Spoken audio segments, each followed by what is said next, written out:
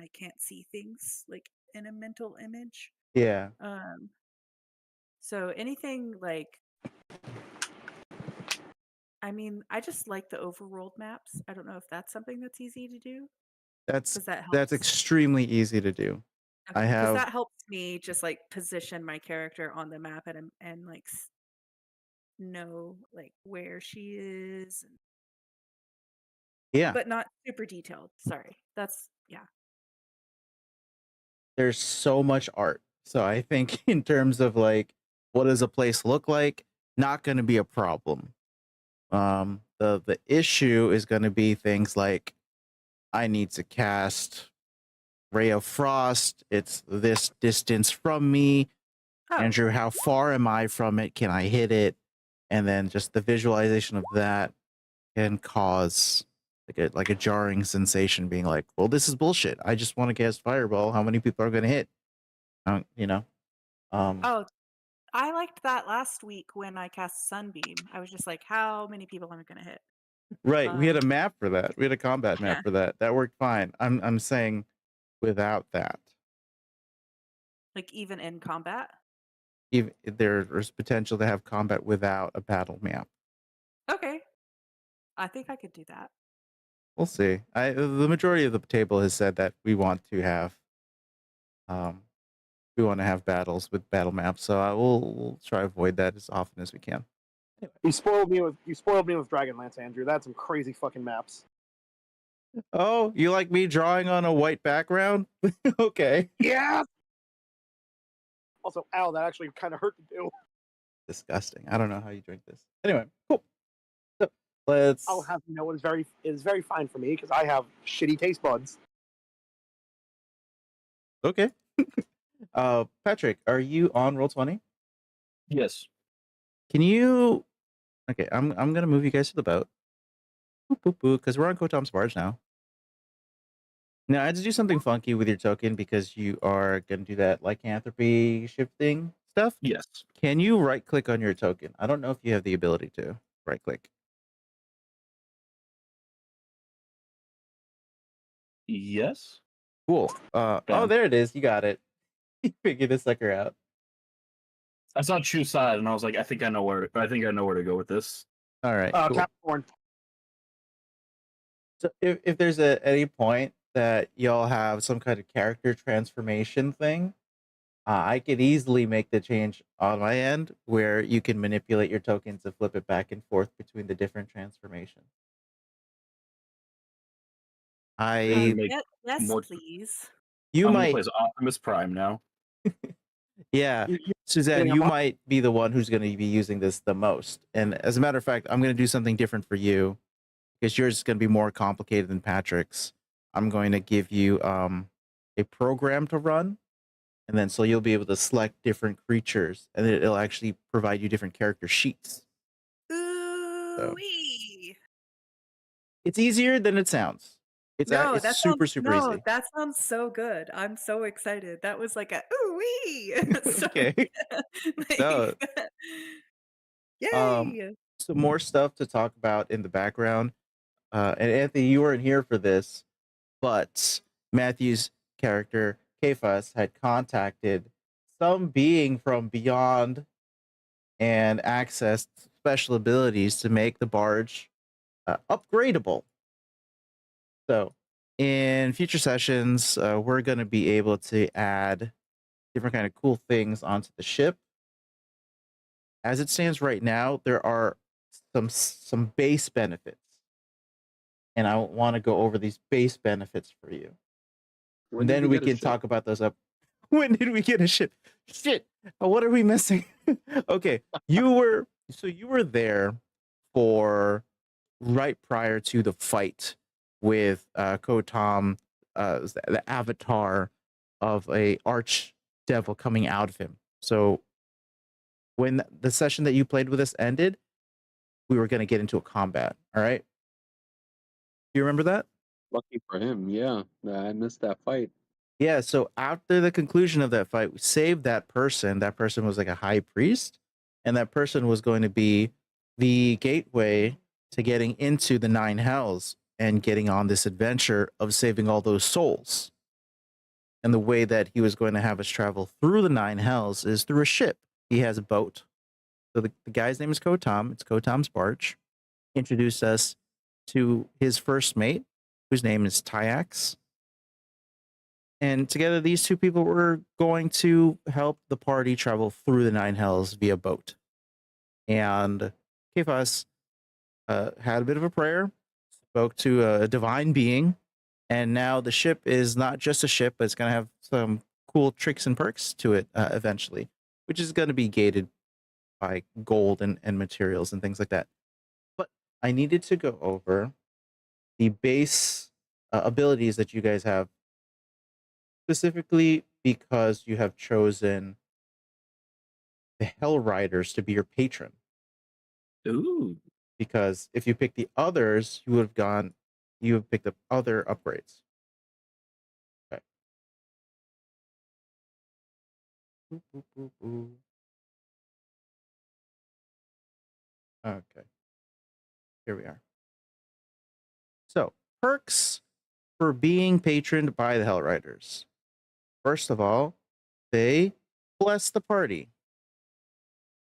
If you have a long rest in the nine hells, you gain the benefit of a greater restoration spell. It's just cast on you. No choice. So the greater restoration spell, it is going to end an effect that charmed or petrified you, and a curse, including a target's attunement to a cursed magical item, any reduction to one of your ability scores, or anything that reduces your hit point maximum. So that will immediately get taken off of your character to get the greater restoration spell cast on you if you take a long rest. I think that's going to be really helpful for cursed items. Absolutely huge. Next, Celestial Cavalry. Now, everybody gets the Phantom Steed spell at will as a ritual. So you can all cast and create a mount in the nine hells that consumes no spell slots at a ritual. I'll give you Can the you- description, like the If base of it. anyone Go ahead. I apologize for interrupting, Andrew. Please continue. Oh, I was just going to describe the spell. It's a large, kind of real horse-like creature that appears on the ground, and the creature uses a riding horse as its stats.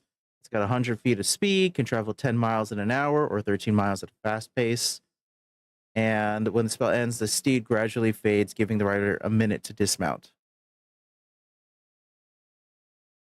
Or if the steed takes any This is- damage. This is a mechanical penalty, so I'm not trying to break anything. Can Ephus be a camel? Absolutely. Okay. I appreciate sticking to the aesthetic. Can I just ask for the names of both of those? Certainly. So the previous spell was called Greater Restoration. The one that I just said was called Phantom Steed. Okay, thank you. Yeah, I'll go ahead and type those out. Oh no, Matthew's doing it. You're fine. Thank you, Matthew. And the final blessing, the final perk that you get for signing up with the Hell Riders is you spend a minute. So you're taught a ritual, because you need to save Celestials. That's what the Hell Riders want you to do. They're asking you to go down there and save some Celestials, some allies of Zariel, if you recall. Kind of the mission that you're put on, along with you saving the souls that you are interested in. So if you take a minute, all targets, ritual requires 1 minute to complete and targets all Celestials within 100 feet. Once the ritual is complete, if the Celestial is willing, they are transported to a location on the material plane of their choosing. So, get a Celestial squad consent. You can take a minute, and the party can send them back to the material plane. So we have the spell of go home. Yeah.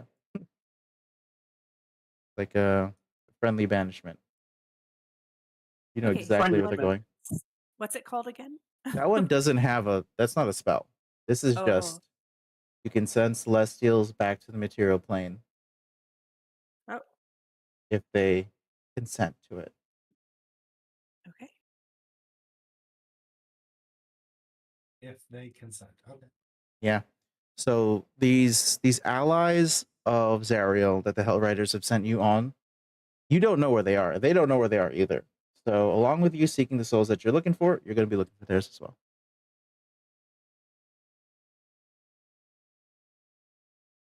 All right.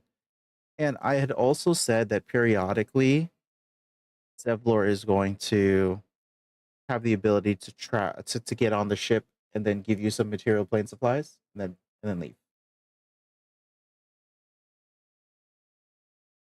Got some really cool items actually, but they're very expensive. I hope you guys have a lot of opportunity to get money. You do. Something about something the hell's avarice. Yeah, we can. They'll have money down here. I certainly hope this funds down here. Like, the only thing I could really want from Zevlar is just like groceries. So. More Yeah. cigarettes. 500 cigarettes. Yo, Just eat them instead. crunch. Because a halfling got to have their seven meals.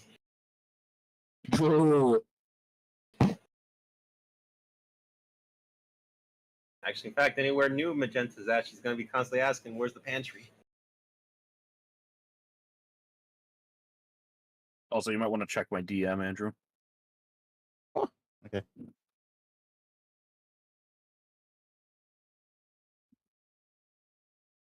Oh, I don't know. Just letting you know.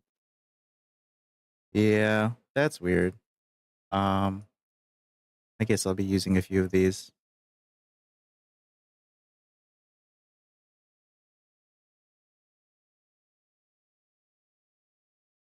Beep boop.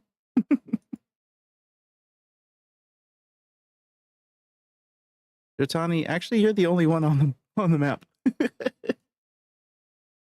Everything went black. I can't see anything. Let me put Wow. everybody else on the map here.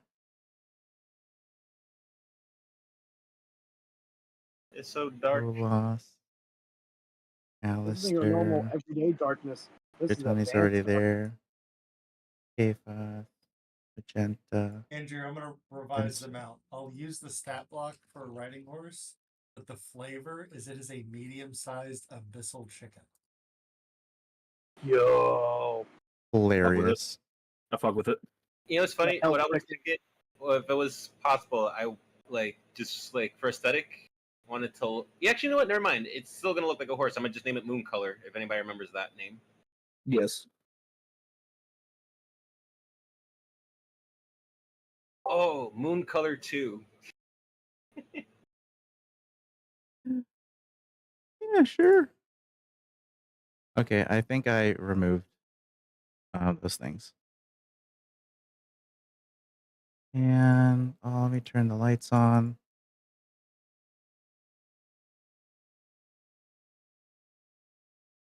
Can we see? Yes. It's all Yeah. cinematic. Ooh. It's got like the cinema bars. Not Cool. the cinema bars. Did you Look at have the vision of above and below the ship?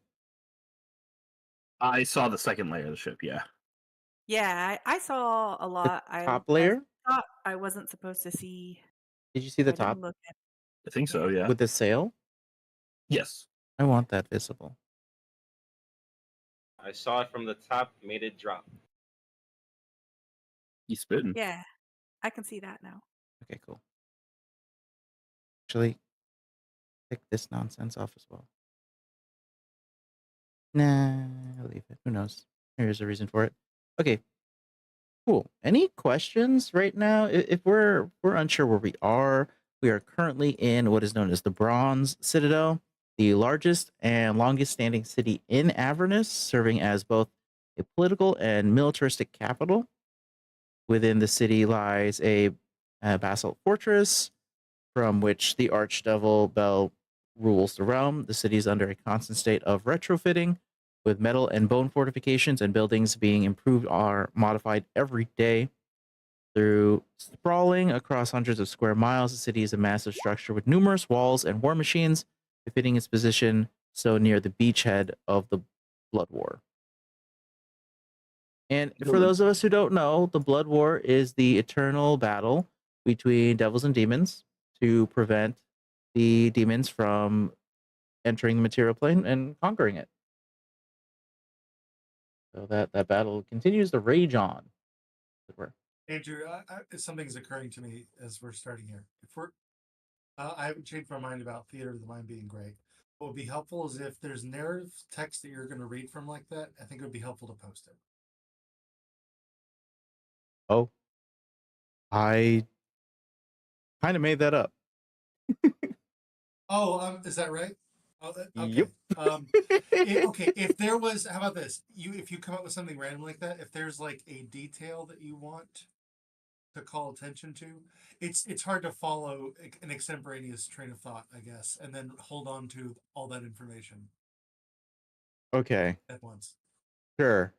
Summary. You guys are in the Bronze Citadel. It's a very big city in Avernus. You guys actually had never been here with your previous characters, but it is a real functioning city, and it's where your boat is parked. I don't know if anyone else noticed this, but you said Bell was at the head. I know it's been a decade, but that's different than last time we were here. I've never been here. Well, players, none of the characters have been here. Yeah, I can maintain that statement too. I've never been here. Ooh, that's a different dude in charge. Do you want to roll a history roll for Dancer to see if there might be some information based on that? Because this place, the Nine Hells, actually exists beyond this realm. So if you're saying that Dancer is from Eberron, there is a parallel of the Nine Hells in Eberron. All right, I guess I can roll that. Give me a second here. I don't know if Denser is from Eberron. I don't know either, but I do know it's Warforged, so I just... Oh, Warforged exists in the Forgotten Realms. They're just really rare. Yeah. A history roll, you said, yeah? Yeah. 6 is a -1. No, sir, I know nothing. There is no hell for robos. What? Hey, Andrew, I can add twice my proficiency bonus to history checks related to 3 categories of things: magic items, alchemical objects, and technological devices. Would any of that be helpful to Kfus here? Can you stretch the definition of those things to smithing?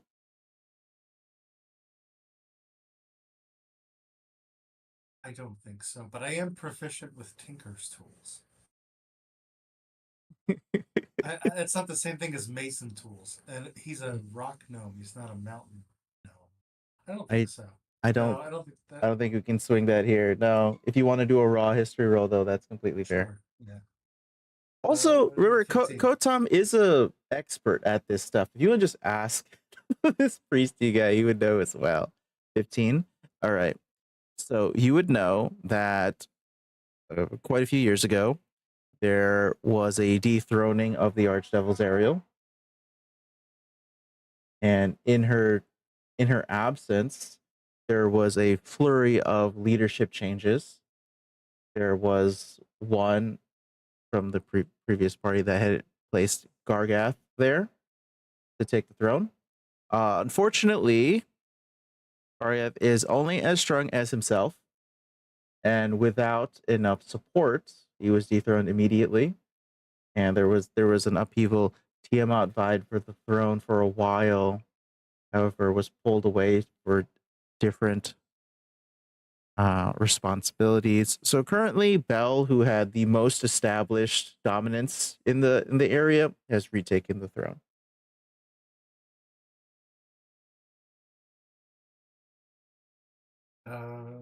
Did we know that's where we were headed when we got into the boat?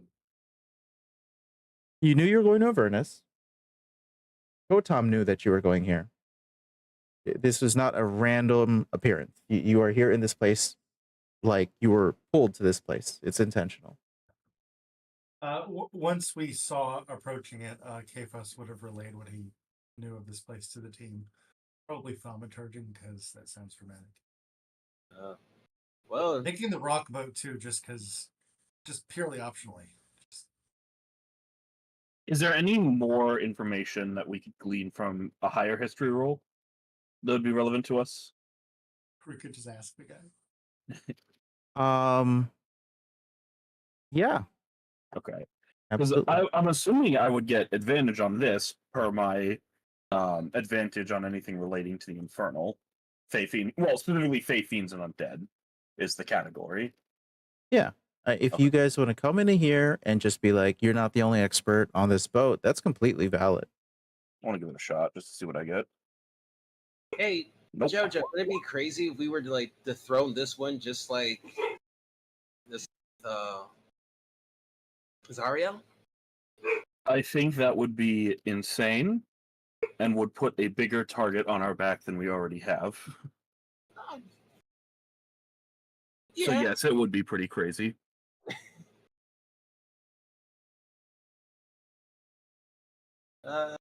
Would try to see if I paid attention in class. Was this history? Yeah.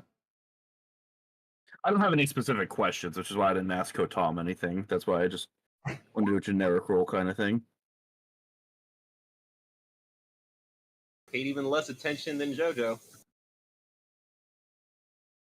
Right. So there is pretty much nothing that you know more than what Kefas is able to go over. You guys can just agree and be like, yeah, that's right. That sounds right.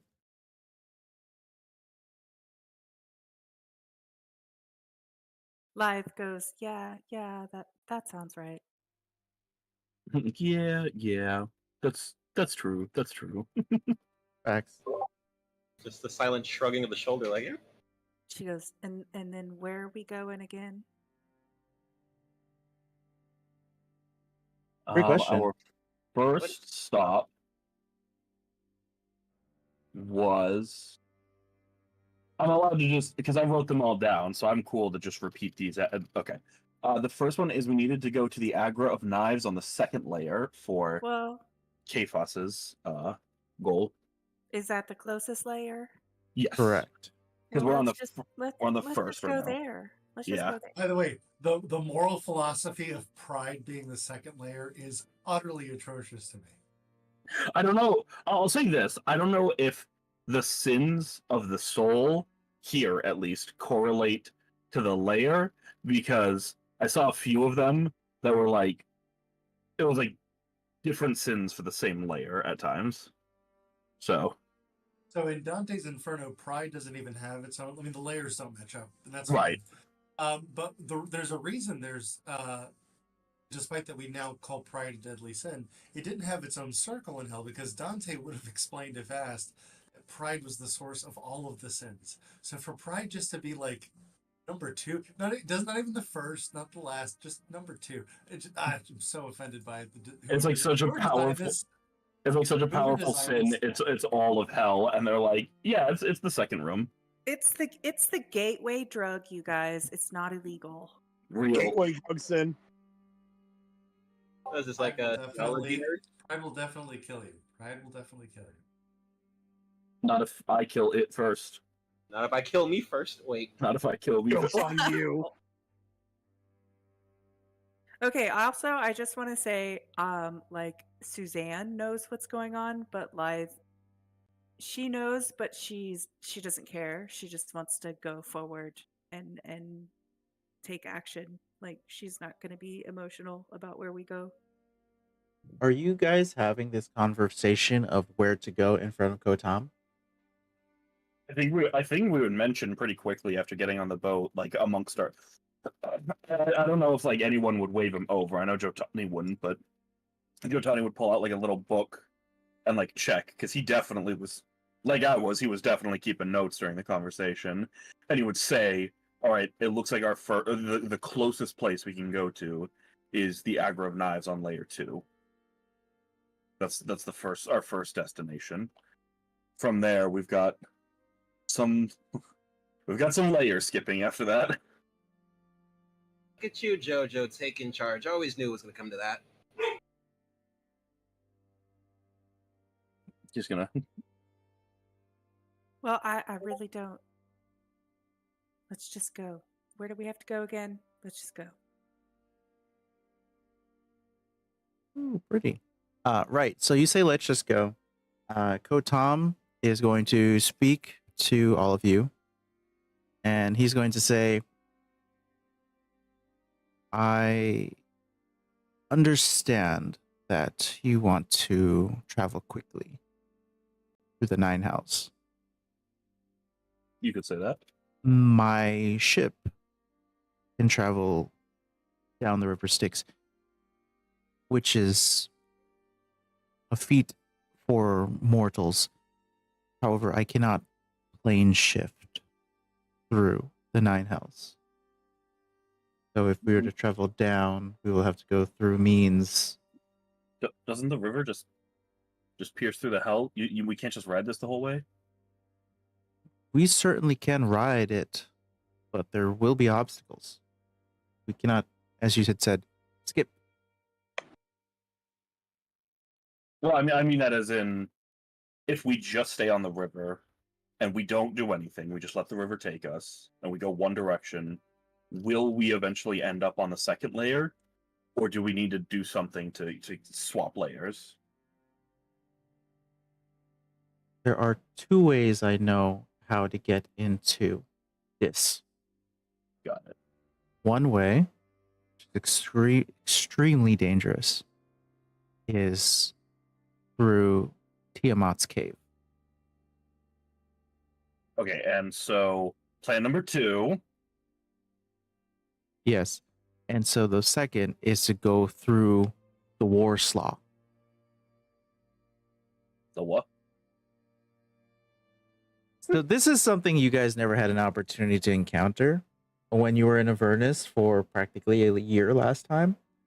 The war slaw is a battlefield that was so gory and so brutal and so quick that Avernus's land couldn't soak the gore and the blood from the devils and the demons that had died there.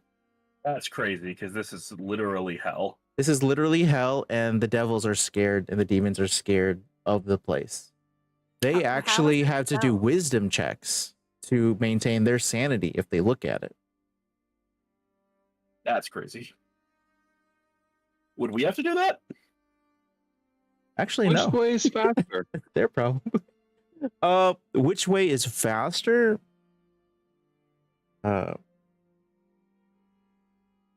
think caution is going to prevail when it comes to these two choices, and there is no river that runs through Tiamat's cave. So even if you did hoof it through, that would be We the need- end of our quick we travels. can't leave the boat. We'd be boatless. That would be the Also, end of our quick travels, yes.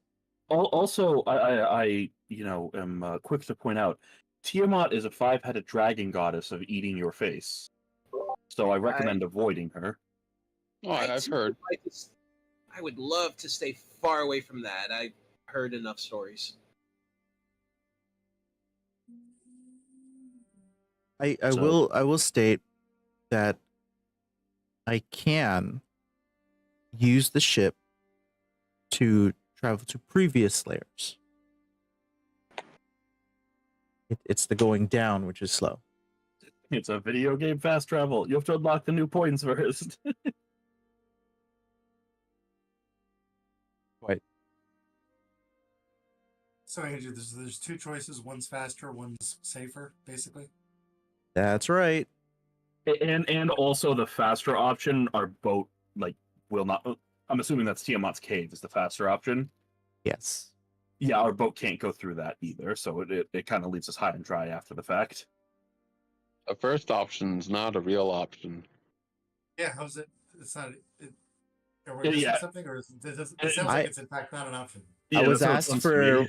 for I was asked for what are the ways that we can go down. I provided two. That's fair. Fair enough. I guess if we Uh, ever need to abandon the boat, we can always go through the cave. But it sounds like to me like we're going through the Warslaw. while you guys are in the Bronze Citadel, which again is a real city, a real functioning city where you can go to a market and you can purchase things, Kotam would very much like you to hurry up on out of here. Does anybody want to spend time in the city? It's full of supplies. Let me check to make sure I got my armor right. Apis would stock up on spell components, but we don't need to go through that. Yeah, I'm all good. Definitely need some food. I would have packed up before, like the moment I knew we were I would have kept packed from our previous time on the road. I think so. I've got the basic supplies. I can't think of anything I would need. Are they offering us magical items of any kind? Yes, they certainly are. I think Kfos was the first person who said he's gonna go buy some spell components. Is anybody going along with to purchase any reagents you may need? Agencies, no, just fresh food, I guess, to cook for the night. I think I'd go with Kfos, but I'm buying for my alchemy supplies. But like again, that's all like none of that actually requires like gold, so it's just we can hand wave that. It's just something he would do anyways. I definitely will go buy like some reagents as well. Hey, Spencer will go ahead, Joe. Tensor will go not to buy anything, but just to keep the party relatively speaking secure. Everyone else is going, I'll go too. As Icarus is shopping for spell components, Icarus, who's that? as Kfus is shopping for spell Hey, components, Kfus. how would he find, and what would the cost be for a potion of fire resistance? Ooh, nice. Potion of fire resistance.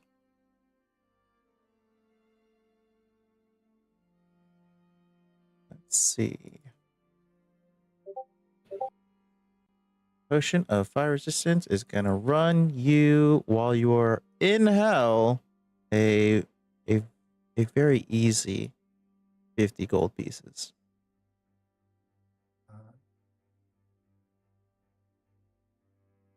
Kfus will get 4 of them. A flesh market? Oh my god. Oh, sweet, a flesh market. Would that be the same price as a potion of healing at the same rarity?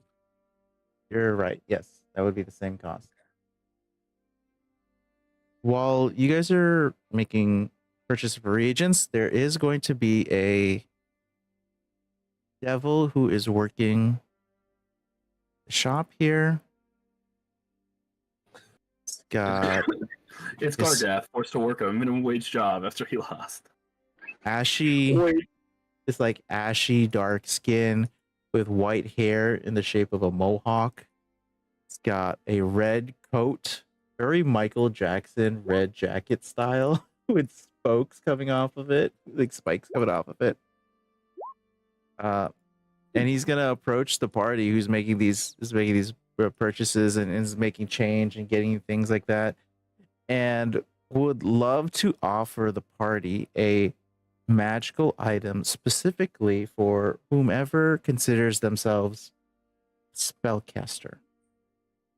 A very special pair of gauntlets here.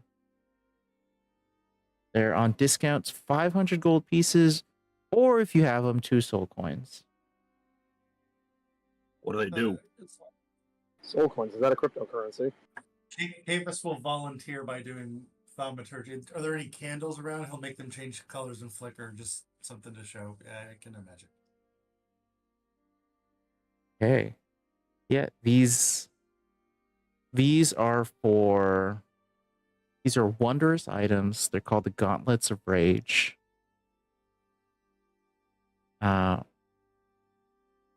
give you it says never-ending fury, but it's only a minute. And Never-ending fury for a minute. yeah. So when you make a melee weapon attack, you automatically enter a special kind of fury for 1 minute.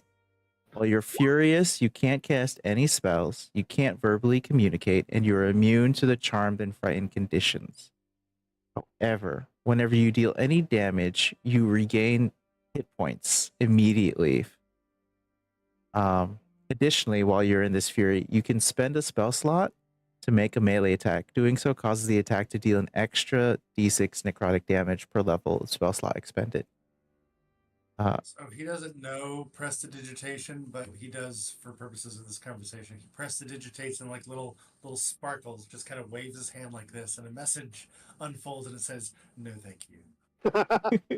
Yeah, it takes a spellcaster's spell slots and it makes them into a very proficient melee combatant. So is it like a handout that we can use, or can we just check the compendium for it? Here, I will, because I'm kind of manipulating the item a bit, I'll paste the description here into the Roll20 chat.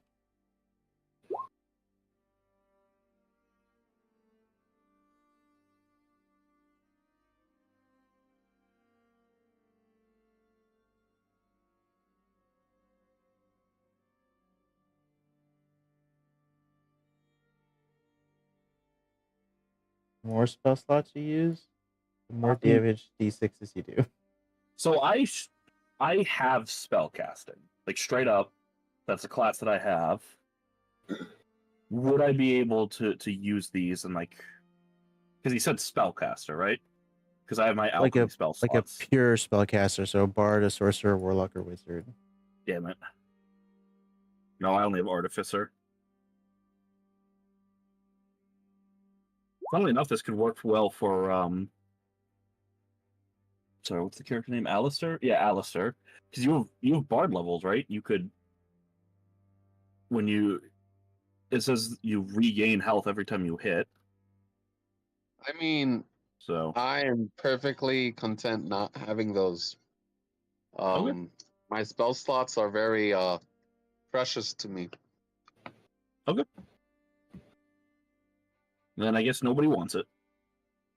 Ooh, all right, that's fair. I have no spell slots. One says if no one takes it, Capus will take it and he'll try to sell it. You're gonna try to upsell it? He's gonna flip it. Nice. Is he offering this for sale? 500 gold pieces or 2 soul coins. It's worth like negative money to me, so no. Well, I did state it was also being sold for soul coins, so it is being sold with a cryptid currency. So it is effectively taking your money and or giving you money in the process because how worthless it is. Worthless it is. I'm doing great. Crypto or soul coins? Cryptid. We're in D&D. Crypto doesn't exist. Since soul coins are people's literal actual souls. Sucks to suck. Womp womp. Womp womp. Step 1, don't die. I'm not like you. Can I get a price check on a Ring of Spell Store? Yeah. It's rare. Blue.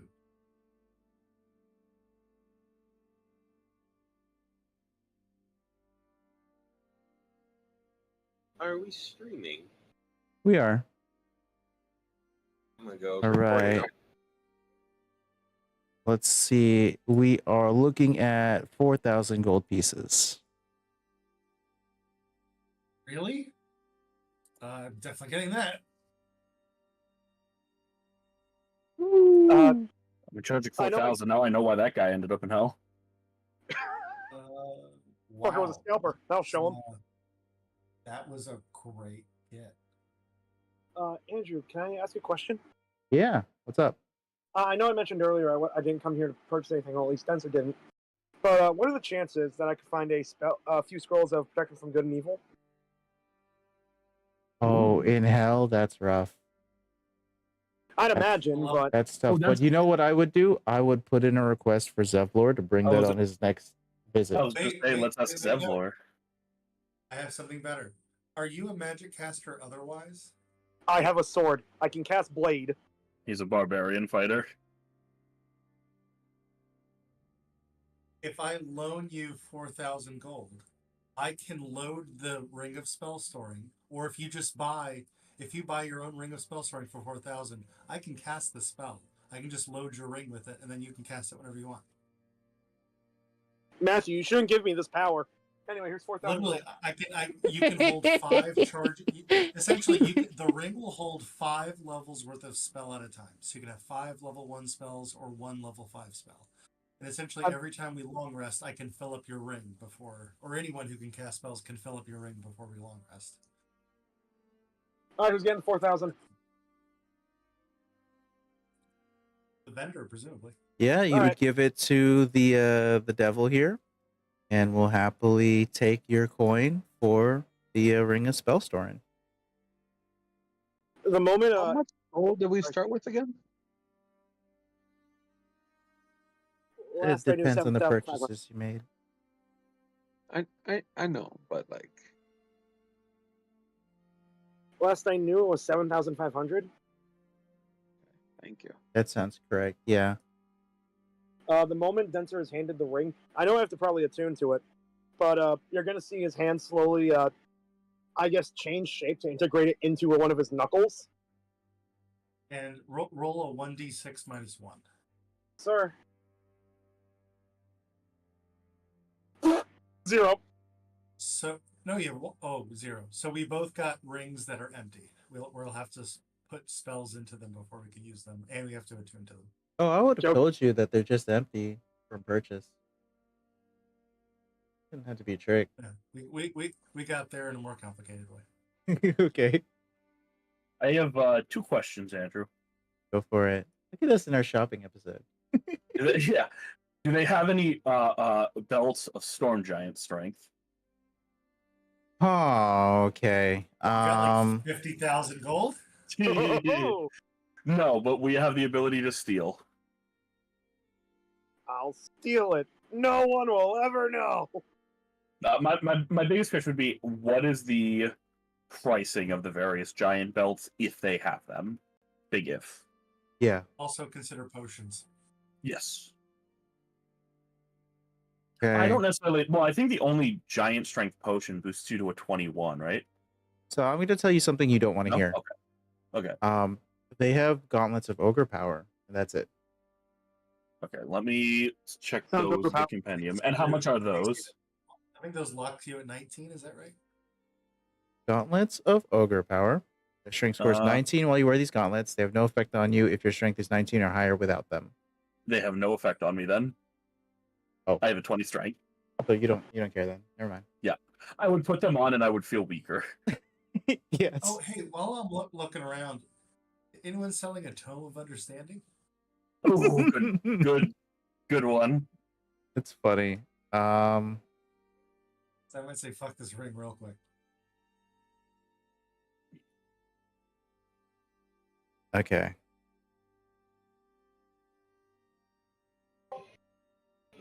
So 2 things. First, no on the tome. Second thing, though, you guys are kind of here for a while, and you are noticing a multitude of devils paying attention to all these mortals here in the Bronze Citadel. I'm gonna keep my eye on them. Because like I said, Monster Hunter, I definitely feel like Jotani is always very aware of the devils and such around him. Two more items that I want to ask before I just kind of resign myself to potions, possibly. Is there a manual of gainful exercise?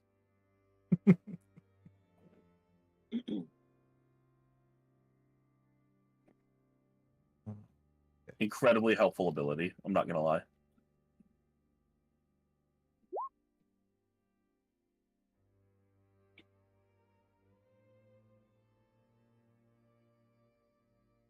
Say the item again. Manual of gainful Exercise.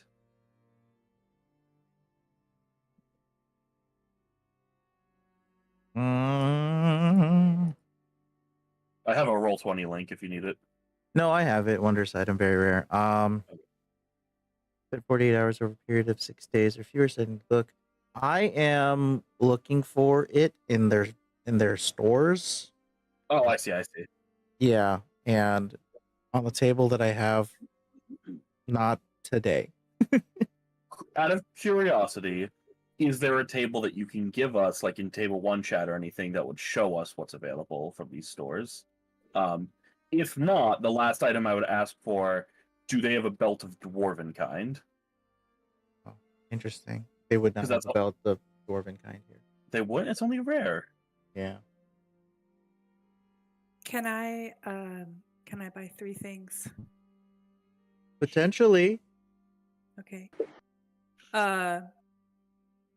Lythe notices the multitude of devils watching them, and she just looks at the shopkeep and she says, "Can I have 2 diamonds and a magnifying glass, please?"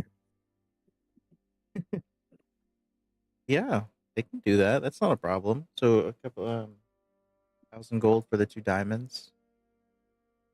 And the magnifying glass? 25 gold for the magnifying glass? How much is? Just tell me how much it is, and I'll pay it. 1,025? All right, that's fine. Yeah. By the way, the devils that are kind of eyeing you guys are not here to fight. They're trying to push papers on you guys, see if you I was want gonna to say- work. I was gonna say, it sounds like somebody wants to sell me something. Here's another question, because Andrew did, or Matthew did bring it up. Potions. I'm an alchemist. I have the supplies to make potions. That's, can I buy components for potions, effectively buying the potion for a discounted cost, but having to spend a long rest to actually make the potion? Material components required to make potions, but you are in Avernus, where I'm just curious if these markets might have them. if they do have them, the prices are going to be astronomical because nothing grows in Avernus. Like, they don't have water, they don't have vegetation. That doesn't necessarily mean they don't have the components for these potions. No, it doesn't necessarily mean that, but it does kind of assume that it's very expensive. Like, I just need fingernails. What? Just bite your own nails. What the fuck? Well, they have to be. Wait, so you have fingernails. Well, they have to be from giants specifically. So. How much would you like to pay yourself for your own fingernails? Yeah, I was just Andrew, curious if I was that's the capable of buying the components for the potions of giant strength at cheaper than buying the actual potions themselves. I would love to buy the components and then have to roll a d6 each time I make the potion to see which version of it comes out to be. That would be cool. So it'd have to be a D100 with escalating or descending odds. Shut up. So hill giant fingernails. Can we say that? Sure. Are we okay there? All right. I want to go. I want to go. I want to go You don't need fingernails. I want to go You need a the. hill giant. I need the like that upgrading steps. So it's hill, then frost and stone, then fire, cloud, and storm. Right. So hill is what's available. All right. Then I don't. You can stop there. Then it's worthless to me. Okay. Now, out of the actual potions themselves, and not just the fingernails, is hill still the only thing available? Yes. Okay. Then I don't need anything. What's Trotani's primary offense? Is it a sword? Yes. His sword is so magical, even as a Lycan blood hunter. Even when I transform, it still has better DPS. Any armor upgrades or shield upgrades you might I guess +1s to half plates or shields, +1s, 2s, or 3s. Half plate specifically is what I'm looking for. So, they're just. I can buy magic items right now? Absolutely. Yeah. Yes. Would Yeah. I be able to find any of these 3 items? A cloak of protection, a ring of protection, or a ring of resistance? All good options. Yeah, very solid Are they choices we around? have there. Have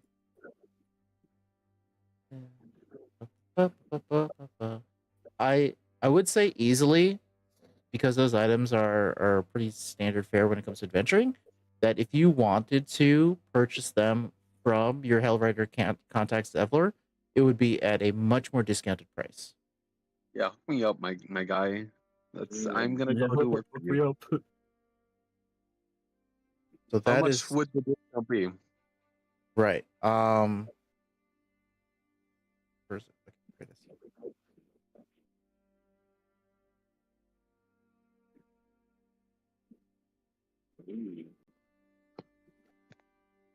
Right, so talking cloak usually runs for 3,500, but your boy Zevi's could get you that for 600. So he'd knock almost 3K off of that. That's insane. Damn. Damn. That's the cloak. That's just the cloak. You were also asking for a ring of protection.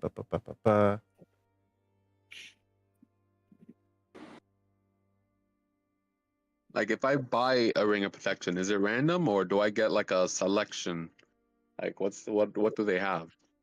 It's +1 to your armor class and saving throws. The resistance. I meant that. Did I mishear? My mistake. Oh, I'm sorry. Forgive me. I thought I misunderstood the question. What was the? So you said cloak of protection, ring of protection. What was the third item? Ring of resistance. Ring of resistance. All right. Well, right away I have 6,000, but I don't think that's the case. No, it is 6,000. Yeah. So it would be 6,000 for a fire resist one. That is going to be easy for you to find down here in the Bronze Citadel. Is there anything that you wanted that wasn't fire? Well, I wanted to see how much the fire one was. But how about the ring of protection? Ring of protection it's literally the same price as the cloak of protection. It's also 3,500 gold pieces. In that case, I just get the protection ring and the cloak. Okay. So that is altogether 7,000. Wait, with my discount? Oh no, you haven't. Zevlor has not visited you guys yet. You're gonna have to wait a bit to see him. I will wait. That's fine. But now I know that's happening. Yeah. Good man to have in your pocket. Okay, so then you made your purchases. Oh, Sean, did you want to shit. make I purchases? just realized something good for Suzanne. You guys keep You're going. I'm muted, gonna I look something think. up. I can't hear you. I see your mouth move. I Oh, see your there you mouth. Okay, that was fun. Sorry, was connected to my phone, so the whole thing. Whoops. There was I was really interested in the flask of perpetual booze. that we talked about on Love Discord. it. Huh? Oh, that we talked I about on was really Discord. hoping someone would get that little bag of many things where like you pull out a fluffy ball and roll a D100 to see what kind of animal it is. I love this. This is awesome. I can't wait to see what you do with this show. It was just the flask. I don't. It's, I don't know why the abyssal chicken freaking me out. It's not the first what? time I've seen it. I've seen the no, it's just the Matthew posted the abyssal chicken in the Discord, and I've seen it before, but there's something about the coloration which makes it extra gross. Flesh It's a weird chicken. looking dog. I'll give it that. Just They crawled out of the Mystery Flush Pit National Park. Yup. you see John, does things- the item that you wanted, does that actually exist, or was it like an Instagram post? That's not has that thing, I think. I think it was from Critical Role. yeah, it's a legitimately just not legitimately. It's a homebrewed thing Oh, what's its name again? Flask. of perpetual booze. But everywhere I look, I don't see like a price for it. Okay. Magic This items is a Wonder Simon. This is official. Uncommon. This is official. This is a critical role magic item. And It's Critical Role is only official. uncommon. It's uncommon. Here, I'll post the text. Yeah. Yeah, I'm almost certain that Not has this thing in campaign 2. Oh yeah, no, Not does. Sounds right. Weird looking dog. Produces excellent. It's empty. The flask out. This is just for backup once the Amiens wine that I bought earlier from like when we first got the gold. I would price it as at a ridiculous 450 gold pieces. 450. And how much could Zevlar get it for me? Zevlar's not going to give you a flask of perpetual booze. You could ask him for that. He'd just be like, "No, I'm not doing that." What's wrong with that? It's- Okay. Magenta's 19, right? Yeah.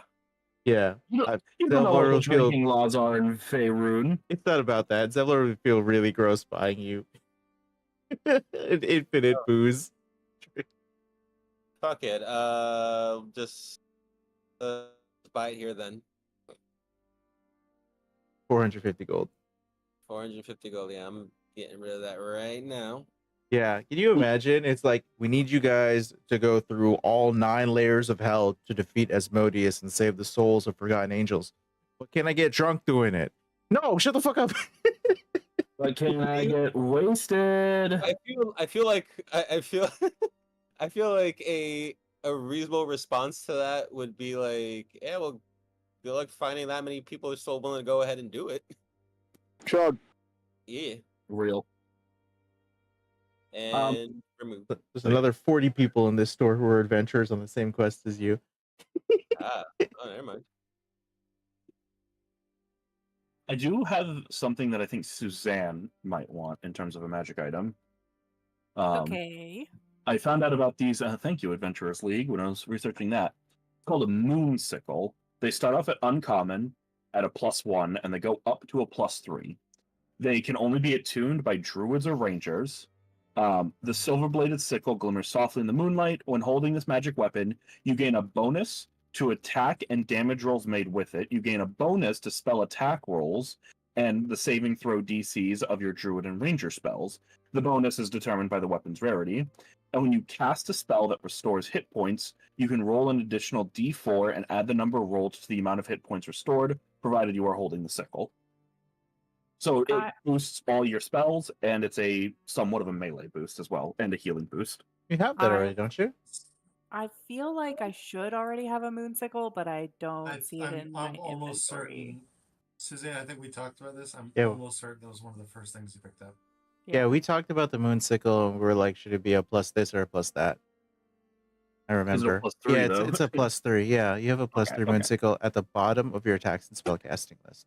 Okay. Oh, I see it. Yeah, we had a long convo about that for sure. Okay, hold on. Yeah. I just remember there were a bunch of You're class specific. That's the thing. you're in Class melee a lot. Cloak of Displacement would be great for you because you don't have the armor or HP of like a barbarian or a paladin, but you're in melee a lot because of your build.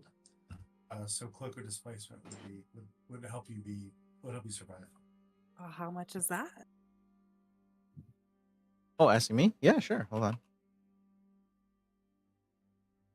So again, this is another one of those Zevlor got you kind of deals. But the average price of a Cloak of Displacement down here in the Bronze Citadel is going to run you a very cheap 60,000 gold pieces. It's me being They sarcastic. take IOUs. It's a stupid hippie number. They would love to take an IOU, if you know what I mean. They want your soul. Hey, Wait, bro, you would want to she? Oh, that's an interesting question. You have depicted, Suzanne. You've depicted Lythe as having something of an experience or an episode right now. She's sort of not emotionally at her best. Would she be vulnerable to devils right now? Don't do this to her. Right, like would she be vulnerable to like the manipulations of a demon who who say just the right thing to offer her just the right comfort, and because you see what I'm getting at? It'd be crazy if the demon made you wait. Demons can make deals. Devils, yeah, for sure. Yeah, we're dealing with devils, not demons right now. Oh yeah. If it gets me to where I want to go, I owe you. I would like for you to take the cloak of displacement. Go ahead and put that in your inventory, and then somewhere in your character sheet, wherever you could do it, even if it's on a notepad, I'll put down that you have 2 points of corruption. Okay. Does Kefas see this? The trade that's happening, yes. Yeah. I could roll a religion check, but I'm gonna guess Kefas knows exactly what just happened, or at least the category of thing that just happened. And I think he would reflectively thaumaturge. So the area's gonna thunder a little bit. Kefas's eyes will go white, and he's looking right at Lythe and say, in a booming voice, say something to the effect of, "Do you know what you've done? How could you make a deal with the devil? Foolish, foolish little girl." Oh. Oh my god. She is already standing up straight, but you can see that she tenses her shoulders back and straightens up even further. And then she just turns around and she looks at Cephas and she says, "You have no idea what I've lost. And I'm not a little girl." But she says it in a southern accent, and I'm not at work, so I can't. Should I try? Not if it's too much work, because you're fine. I don't know if she does like a Texan southern accent. I think she's from that part of the South. Sincerely.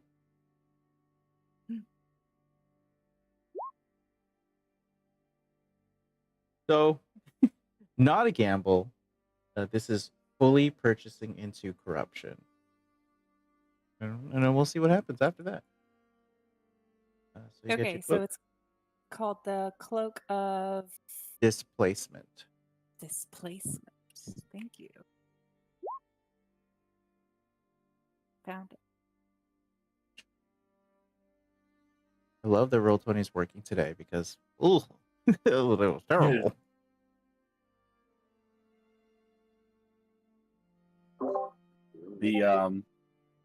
Talking about the moon sickles does have me asking about my equivalent, the all-purpose tool.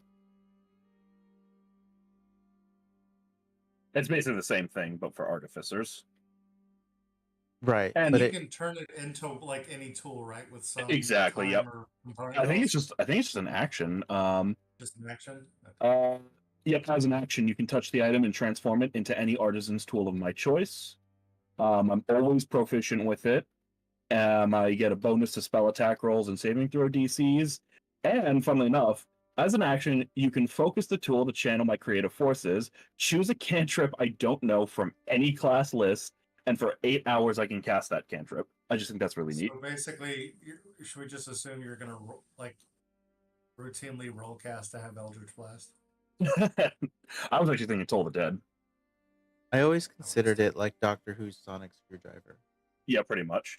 Do you have a good DC? Same DC? Right now it's pretty up there. It is. Toll the Dead is saver suck, and Eldritch Blast can crit. Keep that in mind. Yeah, mine's mine's only a 16 at the moment, which It's still the damage when someone's +8. hurt, though. It's kind of cool. Yes. Out of curiosity, for anyone who might want them, by the way, the equivalents for the other classes are the Amulet of the Devout for paladins and clerics, the Dragonhide Belt for monks, and the Rhythm Maker's Drum for the bard, because I know we have a bard. Each has like a little unique effect. I don't know if you guys have those items or not. But Sorcerers, it's a Bloodwell vial. I listed the other ones, but I forgot sorcerers. Yep. The Dragonhide Belt for Magenta, for example, adds +1, 2, or 3 to any DCs caused by your monk abilities. And the really good part, I think, is You can use an action to regain hit points equal to a roll of your martial arts die, and you can't use the action again until the next dawn. So you can regain key points on the fly once per day, Oh shit. which is always helpful for monks. Actually, real quick, Andrew, so because nothing can grow here, how much would like how much would like a bag of wheat cost here? Wheat. Because I see like You know what I think you asked in my head canon, and I'm just gonna keep it that way. Sigh. Deep sigh. because A gold a gold, for a pound. yeah, A gold. from a copper to a gold. I You can don't get want from the pound of wheat. yeah. I respect it. That makes sense. Okay, cool. Then I'm gonna Oh, get you're trying to make. Are you trying to make like barley or something? didn't Like come to beer? mind. Are you No, going for?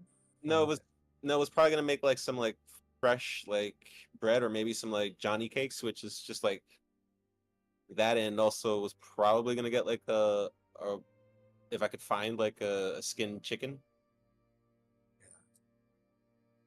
Good lord, sounds dark. Hmm? Sounds dark already.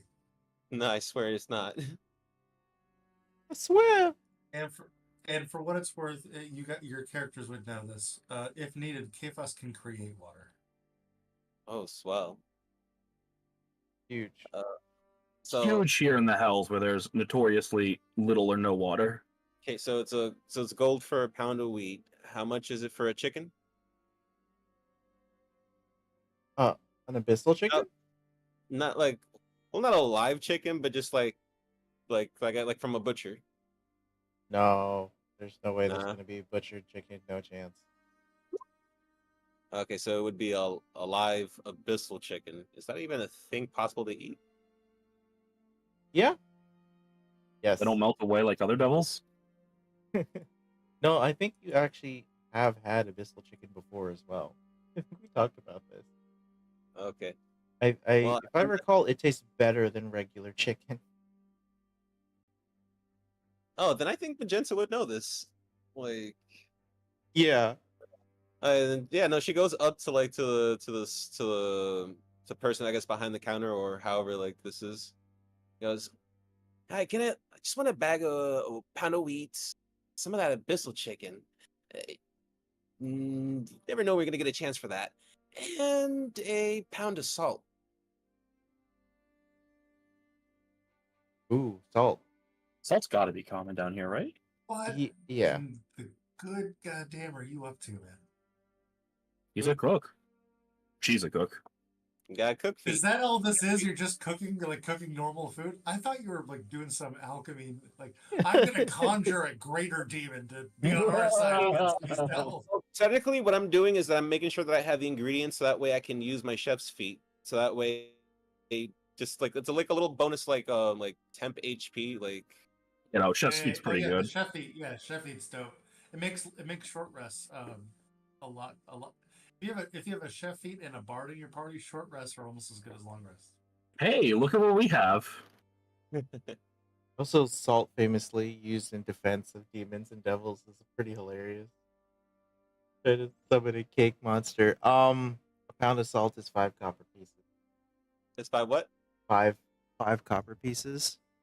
Okay, cool. And how So much chicken were you thinking to do? Yeah, a gold and 5 copper so far. Yeah, so I don't know if one chicken is enough amongst everybody. Let me get 2. Let me get 2 chickens. Okay, so 2 abyssal chickens, 7 silver pieces. Okay. And that is literally that's it. Said thanks, and she just heads back with the group. If they're heading. Yeah, Magenta, as Magenta walks out, there's going to be a devil who is going to hand you a piece of paper and say, hiring for the blood war, looking for conscripts. If you're thinking to sign up, there is a lot of well-to-do devils looking for personal bodyguards, and you could join the army and get a nice little stipend for you and your family. How you doing, kid? Kind of on my own little adventure right now. But Yeah, you ever think about joining the army? Doing yours? never once. But could I hold that flyer? Is that a flyer you're handing out? Yeah. Yes, My you're able-bodied. You can protect the realm. Do your part to protect the world you come from, wherever it is that you come from. well, I'll just take that flyer. Just hold on to it. Great. Can I get your Thank you. signature? No? Oh, okay. Oh no, I'm not trying to sign up. I just want the flyer. Thank you. All right. And that is the first of Magenta's souvenirs. Almost got voluntold to join the army. Good lord. It's like inside here. Almost had me. Darn. Oh, 6. All right. Are we good with shopping? Anyone got any first loose you want to finish up here? The prices on the all-purpose tool. All-purpose tool. Looking at uncommon. Up to the, I want to just out of curiosity if they have the other versions of it, because it's +1 up to +3. All right.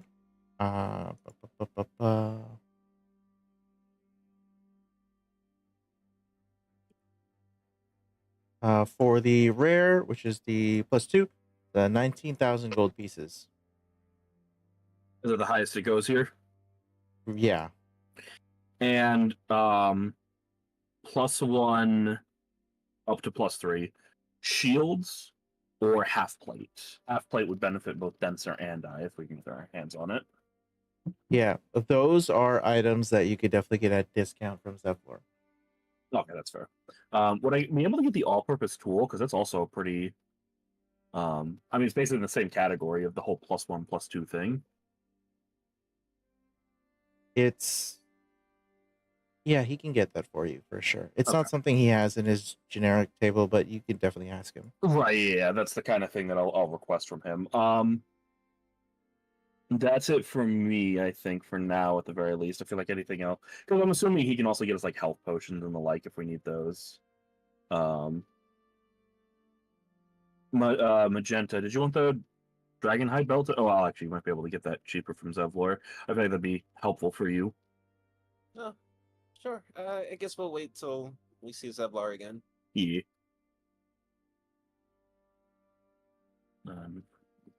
We're gonna ask him to search the material plane for Caiaphas's book.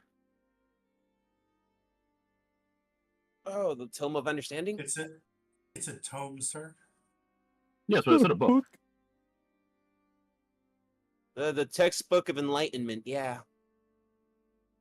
Well, how do you know, sir, that the Tome of Understanding is full of more wisdom than you'll ever acquire in your whole life, and you should show respect when talking about a book full of truth itself. And that, sir, is truth with a capital T. So it's pronounced. He's gonna give you a thumbs up at that. Scroll of Knowing. Magenta, I think you're dealing him psychic damage. Should have learned to do magic with music or stuff. Vicious Mockery would have been fun. You can still do vicious mockery. It just won't do anything. It's called insulting people. Yeah, flavor is always free. Insults are free. Yeah, I think basically we should all ask Zevlor if we don't already have it for +3 versions of our armors. But that's obviously, neither here nor there at the moment. Do monks get armor? Okay. Listen here, smartass. No, you might be onto something. I want to listen. Is that it for everyone? Because I'm all set. Yep. Gonna start cooking You? when we get back. Okay, cool. So if everyone's all right, we can get on a ship and kick the sucker off. I know that I had said earlier, Kotam is the captain of the ship, and Tax is the first mate. Does anybody else want to take? Oh, there's also a couple of crew members. Does anyone else want to take jobs on the ship? Roles? Yeah, professional napper. So you'll do navigating. No, nap. That is my Oh, perception. cartography. Could be the dude on top. Never mind. Kefas can play the scout role. I've got good perception. Is lookout available? Oh, someone's already decided. I mean, we can have Sure, one I'll take person it. dedicated to like looking for danger. Any other person making sure that we stay on course. Is that of any interest? You guys want to split that task? Sure. I'm fine with it. All right. So when you say To look out. okay, so looking out for trouble, looking out for like if we're going the right way. Whatever captain tells me to look out for. Okay, cool. Kefas will make sure we stay on the straight and narrow. Just call me Sanji. All right. Does Dancer want to pick up a role? If there's anything physically related, like rowing or helping move heavy objects, he can do that. He's not very much good at anything mentally. Okay. If you look at the lower half of my sheet, it's all eights, buddy. I don't know what you want from me. Sounds good. Okay.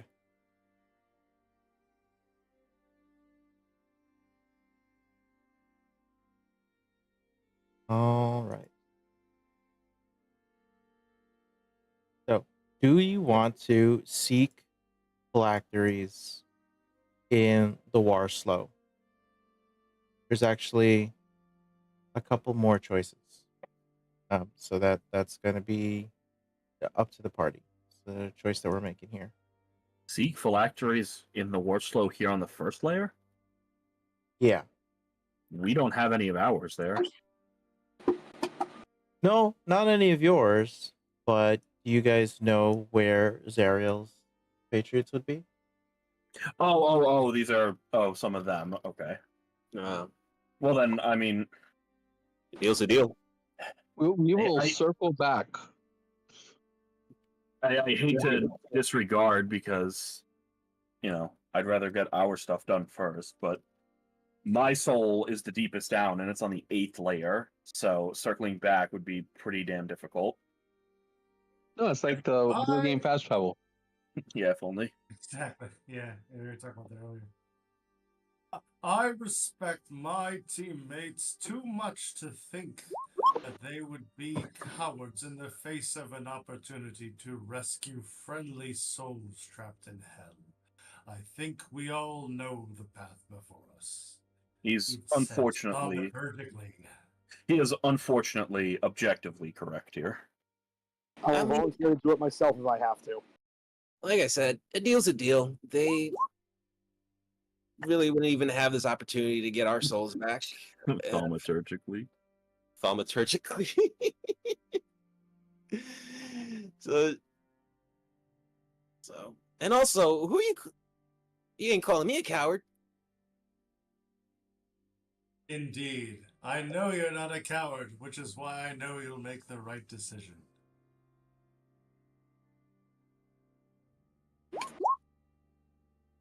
All right. I guess we're going to the Warslow. Cool.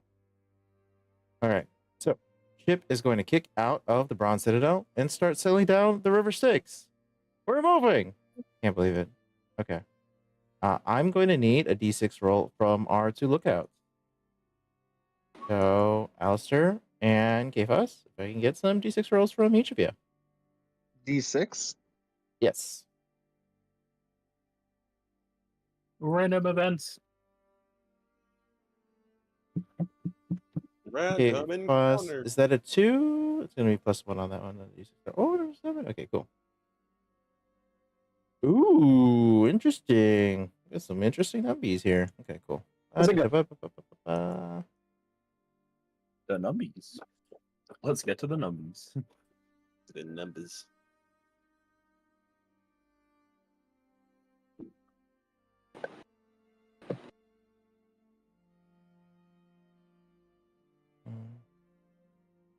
Magenta's over in the corner getting ready to start frying up some stuff with a lollipop, not cigarette.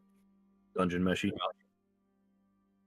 Oh, I was thinking 4 kids. Like The lollipop is the 4 kids. The getting ready is Dungeon Meshy. Sean, presumably Kivas would know this about Magenta. Is she more monk? Is she a punchy type? she's more punchy. Melee? Type. Yeah. Okay. so, Alistair, you can see while the ship is sailing ahead a band of centaurs that are making their way across a burnt out forest. And some of them are pulling a cart behind them. There is nothing that you know that would state that centaurs are evilly aligned. So this is extremely strange. Captain, Centaur's off to the side, pulling a cart. Your orders. The captain is going to request that we observe what it is that they're up to. And perhaps if they require aid, assist them. While you observe their actions, it looks like they are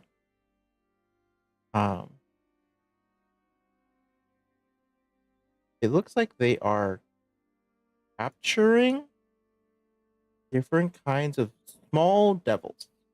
But when I say small, I mean like insignificant starter devils when someone dies and goes to the nine hells. Oh, I know these things. Yeah, like the Mules. beginners, but there's a bunch of them. Larvae, lemurs, yeah, are one of them, and Nuparibos. It looks like they're going along the river because that's where they spawn. They crawl out of the river. They're putting them in bone cages in the cart.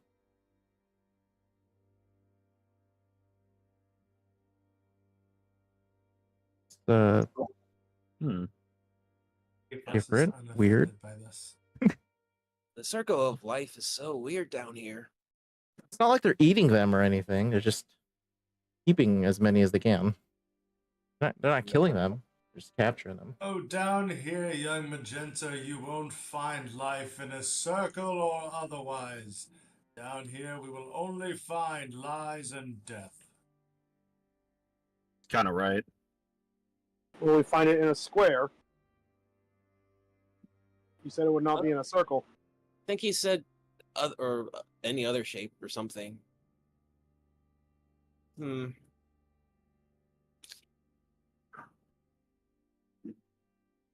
He's gonna clench his eyebrows again. I remain unconvinced. Apus is going to cast Spare the Dying on himself because this is a difficult conversation. You're the die.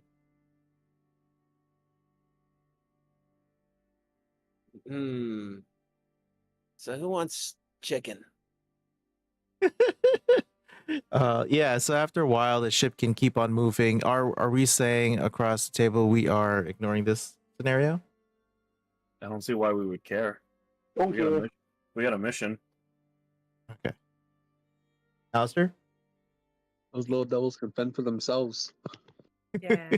Well, also, I hate to say it, they're devils. I don't really care if they get rounded up by centaurs. Most people I who agree. get sent down here kind of did something to deserve it. We're They belong to the centaurs too now. many people on our list to save. We can't just save everybody. Yeah, I was gonna say we can't walk through hell. Let's save everybody. Okay, well that's like everybody who's ever died. Like we gotta keep some realistic expectations here.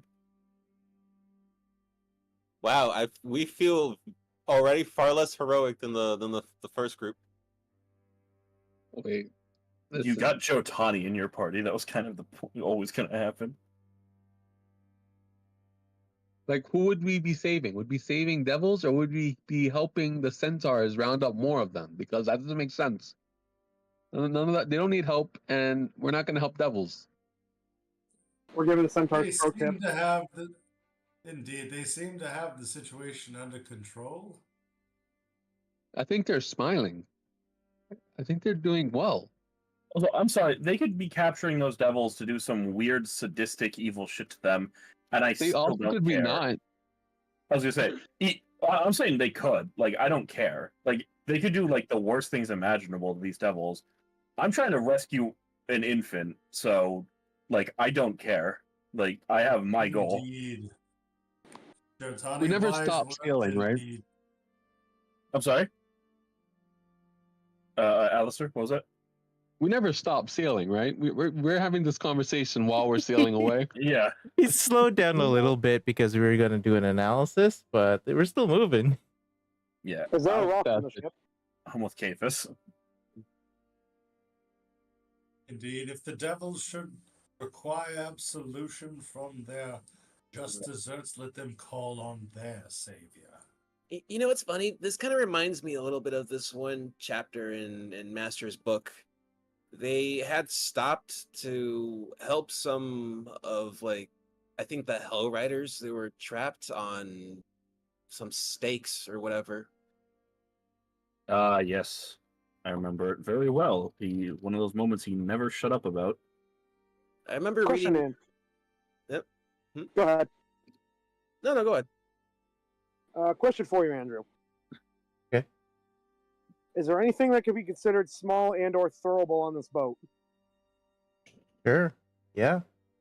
like a small rock or something? Yeah, absolutely. Fantastic. Fencer will grab one and Joseph. chuck it at one of the devils. Stop casting throw pebble. Oh. It dies. I am satisfied. I wonder That- if killing them only gives them what they want, and it doesn't actually help the centaurs.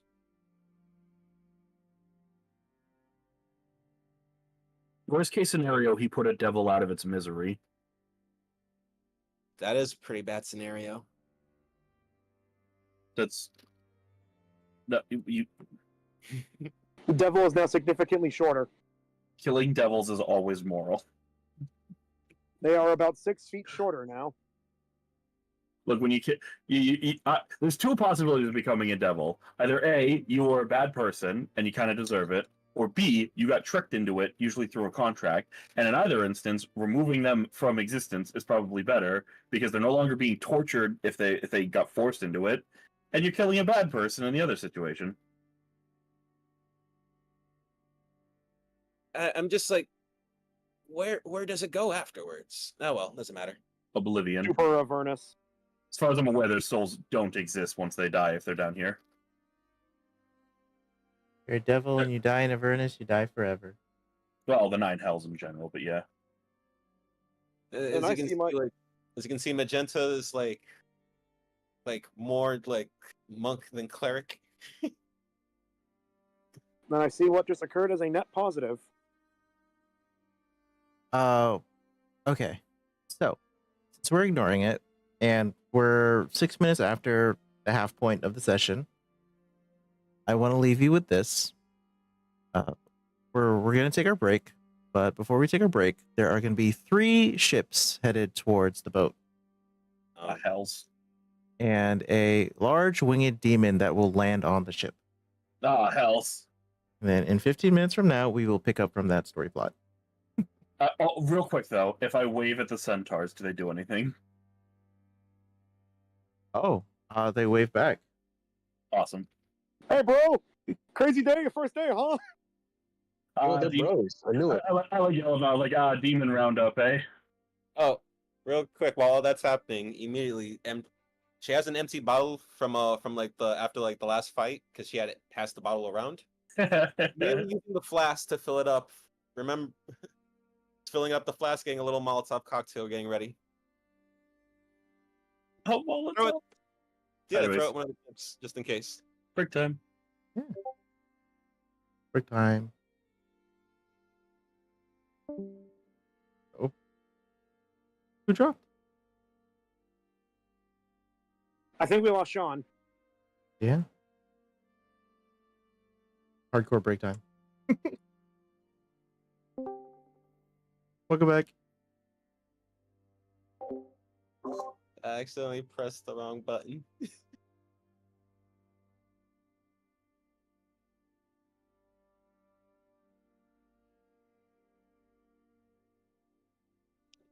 Oh, Andrew, did you check out your email that I had sent you? No, I haven't checked my email at all this week because I've just like I don't want to learn about break stuff. I don't want to learn about work stuff. I see That's it. fair. Friday Night Channel, they've got you. Cool. Thank you. No problem.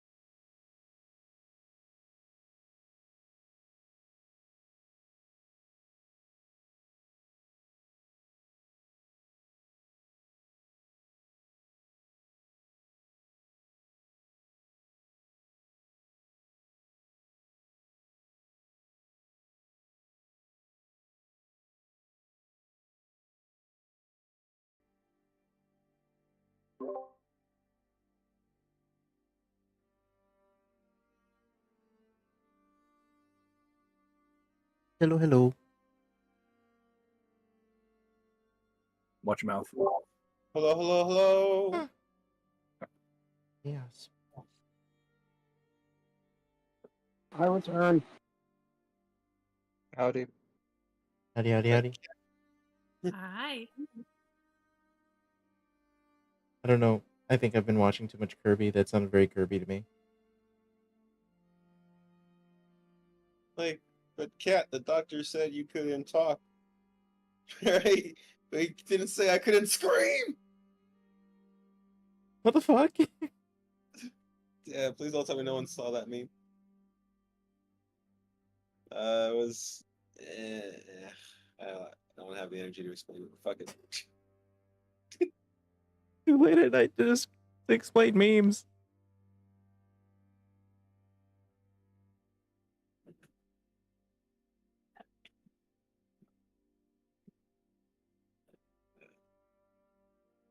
Dr. Pepper. Blue bear.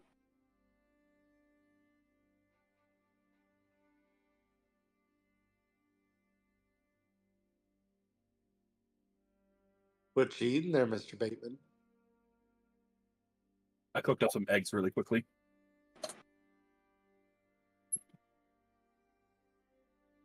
Whack.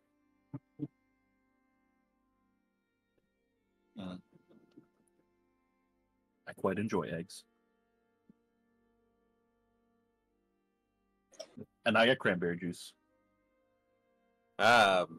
Breakfast at night. Give it another minute and then it'll be breakfast time. Oh shit.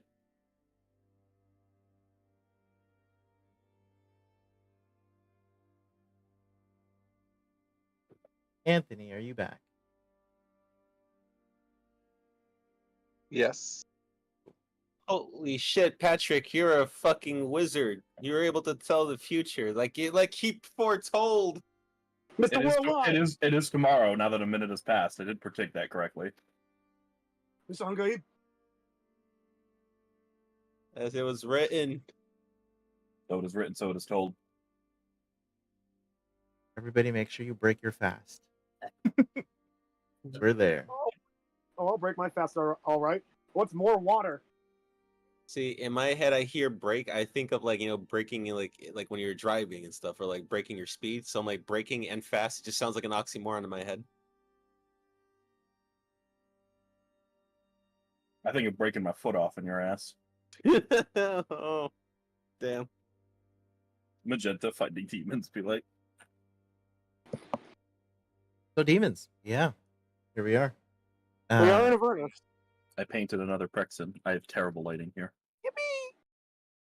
A sprawling makeshift camp sits atop a low plateau. At the center of the camp is a massive tent stitched from the hides of a variety of devils. Above it, demons fly about, calling to each other in their awful speech. Dozens more scream and gibber at each other from barges that float in the river Styx ahead of you. 3 such barges have already begun rowing your way, but a large winged demon lands on your ship well before they can reach you. I tell them to fuck off. No, I'm kidding. Let me give you a bit of art on the demon. It's an Alfeshni. In a second, Uh-oh. those giant pig monsters with wings. So wait, it was being chased, or is it with those things in the boats? It is commanding them, I guess you could say. They're all together coming towards your ship. I don't like that. Okay. No, sir, don't like that. Like, how close is the nearest ship? So, like 55 feet away. Would I be able to, or should I just wait for like whenever? Because I just want to light this thing and yeet that boy. The Nalfeshni lands. It does seem to be in command of the other barges, and will demand that you accompany it to speak to its lord. Who's your lord? The Nalfeshni goes, "Your presence is required. Baphomet commands it."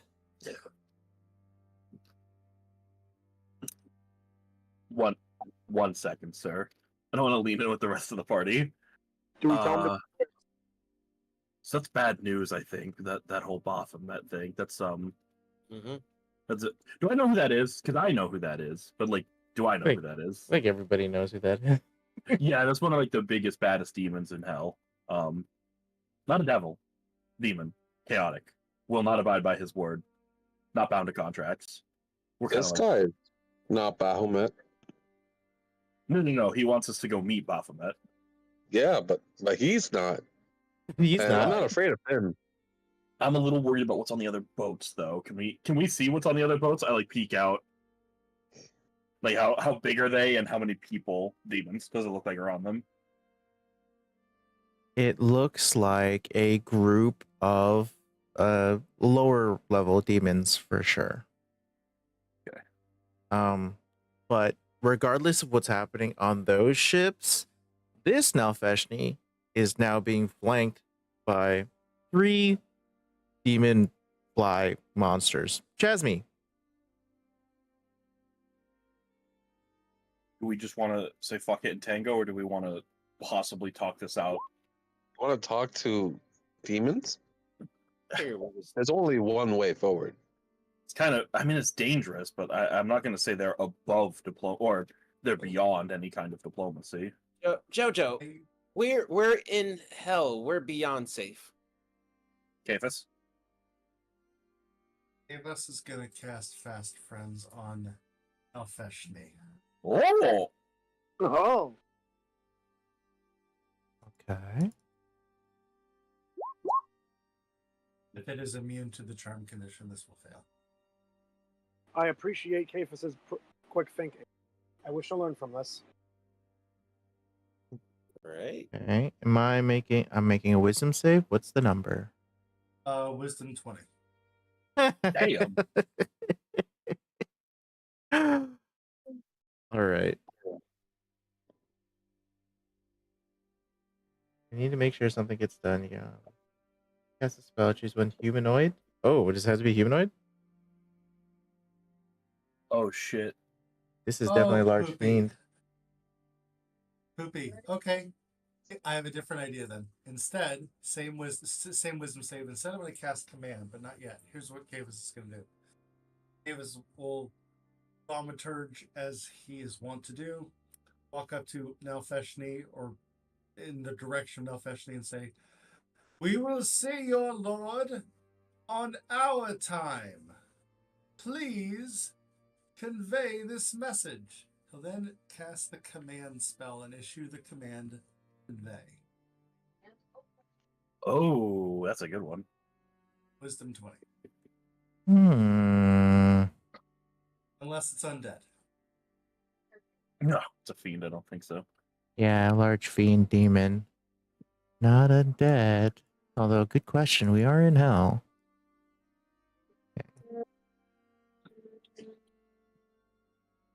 How fiendish.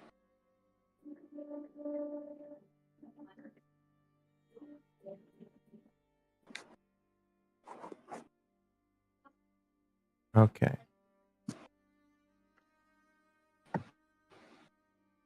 Oh. Okay. To your question about who else is on those ships, you're actually going to see there's a few humans on those ships as well. A little weird. Interesting. Yeah. So, failing to protect against the charm spell, the Nalfeshni is going to comprehend. You're saying you're going to do it on your own terms? And will What do you want? turn around and skedaddle out of here. I should say, in fairness, this is level 1 spell. In 6 seconds, he'll come to his senses and he could refrain from conveying the message if he wanted to. And he would know that he would know it's not a subtle spell. He would know that he was subject to command. Yeah. Just knew So- the command. And This is- Kefas uses those 6 seconds to move a little further away. And this is a so something tells me diplomacy is now off the table. I'm gonna like lean over to Kotom, full speed ahead. Go, go, go. Can I chuck the Molotov as we take off? Wait till they come back, because he might be more confused than anything. Let's see if running is viable first. Denser's gonna give Cephas a No, pat on the shoulder. Shot broke up for a second. I just I don't know if I'll be able to clear the distance. So wait for them to get closer. Don't forget, child, you can walk on water. Literally, he cast that on all of us. I don't want to walk on that water. What happens if you get knocked prone while you're walking on water? It's a good question. I actually think this spell deals with it, but I forgot how. Goes prone on What water. does it say? Horrifying. I'm pretty sure you're still good. I'd assume so. You can move across any liquid as if it were harmless, solid ground. Oh, the rule I was thinking of, there's a rule for if you get submerged when you're cast. But no, you just be prone on the harmless, solid ground, I guess. All right. All right. So the Nalfeshni is going to follow the command spell for a few moments, and then he's going to turn around. It's not hear that shit, and then we are going to get into combat here. Fish and chips, I've been had. Now we do have some distance on the Nalfeshni at least, right? Because he would have spent a full round walking away from us. Walk, flying, whatever it's called. Flocking. Not a fast flyer, unfortunately. It would still make some You know, distance. that is true. That is true. You know, the downside of command, it only lasts for 6 seconds. But the way it works is you do the command and then you end your turn. Yeah, so he would move his full distance away from us. Turn around and go, wait a second, and then a fight happens. Yes. So he would either have to dash to get back. Yeah, he'd probably have to dash to get back to us at that point. I think, maybe. Is our boat still moving? Yeah, but not at some tremendous speed. So let's see. Let's get these chasmies out here. What's my? There we are. Fuck that. What the fuck? Matt, Yes. look up what a chasmy looks like. That's not the art that I have for the chasmy. Oh, it's They're not, flies. it's not yellow text on a red background that says Chasme. Yeah, right? That's gross. Gross. How That's dare like you. what is it called? Lethal Company's arachnophobia mode, where you just have the big, you will literally just have the big word spider crawl at you if you turn it on. That's hysterical. I love it. It looks I like can't play that game again. turn orders all everywhere. Holy shit, there's 321s. I just really want to fix this chasmy.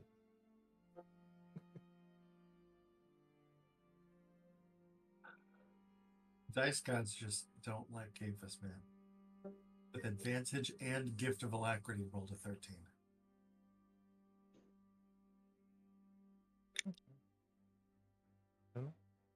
I feel like there needs to be a way to reset the monster manual because that is not the default art that I have.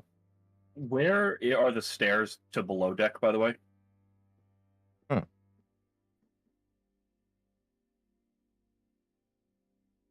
Under Kefas. Oh, And if he had the movement speed, then he probably would have gone underground or under. I didn't know that was an option. Reading this as cheese me. Cheese to meet you. Cheese me instead of chase me, Casme. Chase me. Having like a stroke trying to read this. All right. Are we good with the initiative? I think so. Yeah, I'm good with it. Yeah, you good? Yeah. I went from an 8 to a 21. I am more than good. Well, look at this white knight. First thing. I think Olaf should reroll his. Where would the funnel be? He got a 22. Hey! It's funny because in my head I was thinking I'd be mad if you got it higher than me. The bard Well, shoots up to the top. Well, at least we're going before most of the bad guys. Yeah. Should be. Okay. So, Alistair, you're up first with a 22. You and Jotani are tying for first, so. Well, technically, Olaf should be up with us at 22. So we rolled his. Where is he? Oh, He's an 8 right now. play this one green. Good old Olaf. You guys are kind of Olaf. flanking the Nalfeshni.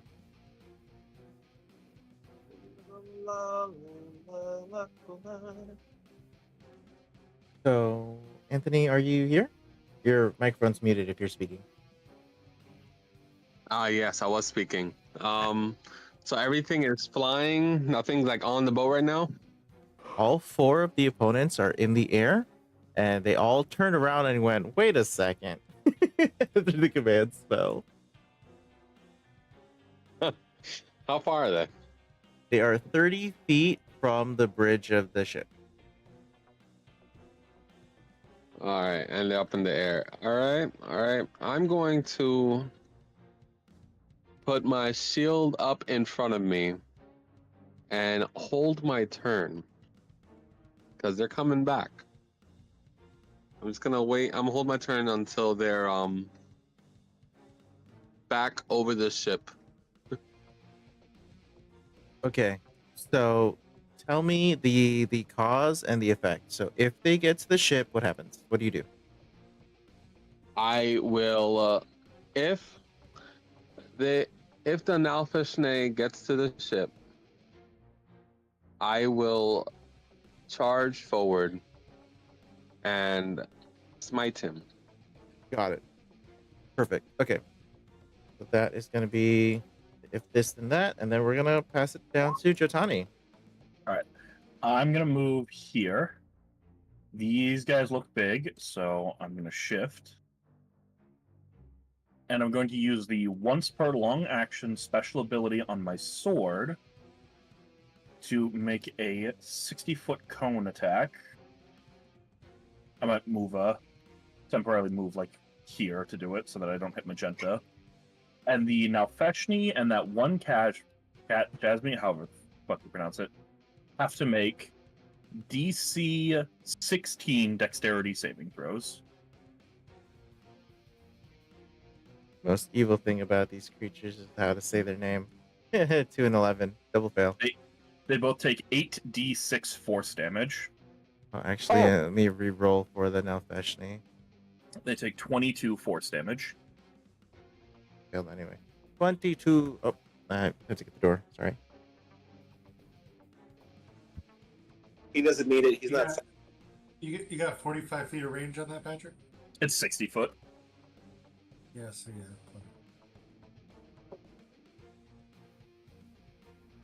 Man, we're so melee heavy. I feel like I have to bless almost everyone. Blesses are going to get expensive.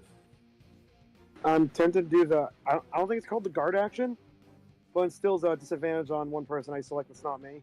Dodge. Oh, that's not an action. That's a Oh. feature, a class feature. Oh darn! I thought that was a feature. Never mind. Ignore me. Are you an ancestral guardian barbarian or maybe Totem. Last I knew. No, you're Zealot. zealot. zealot? What are you It can talking also about? be a fighting style. It can also be a fighting style. It's called interception or. What do you mean on the one person, Joe? Like you're protecting someone? Yeah. I'm pretty sure that's a fighting style thing with interception. Ah, darn! I'll have to get that next time. Yeah. No, Ooh, that guy said take bro a look way at it, too many 'cause times. There's 2 that are very similar, but they both use your reaction, and yeah, you can reduce damage taken by someone else or Yeah, cause a hit to miss. One's called protection and one's called interception. All right. Well, it looks like we have to resort to my age-old spellcasting feat. Throw hands. So yeah, they each take 22 damage. 22. What was the typing? Force.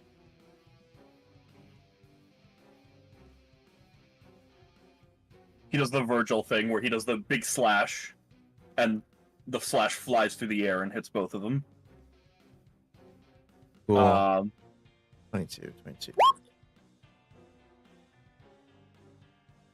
Oh, and then I'm gonna move back here to kind of form a wall with Magenta. Do you mind if I say what Olas should do here? Of course. All right. Tell me. I think he would try and cast Blind on the Nalfeshni, and then I think he would just dive under Kaphis, or down below with Kaphis, and then just hide there for most of the fight. Occasionally, he'd pop his head up for Vicious Mockery. Okay, so throwing a blind spell. Wild. His DC is... Oh, I forgot to mark it. It would be our proficiency is +4. He has charisma +4, so it should be 16? Yeah, 16. 16 con save? Yes. Yes. 24 saves. He'll silvery barbs that. Okay. Reroll. 28. Damn. I'll give advantage to Magenta, and he goes to hide. All right. Okay, cool. So,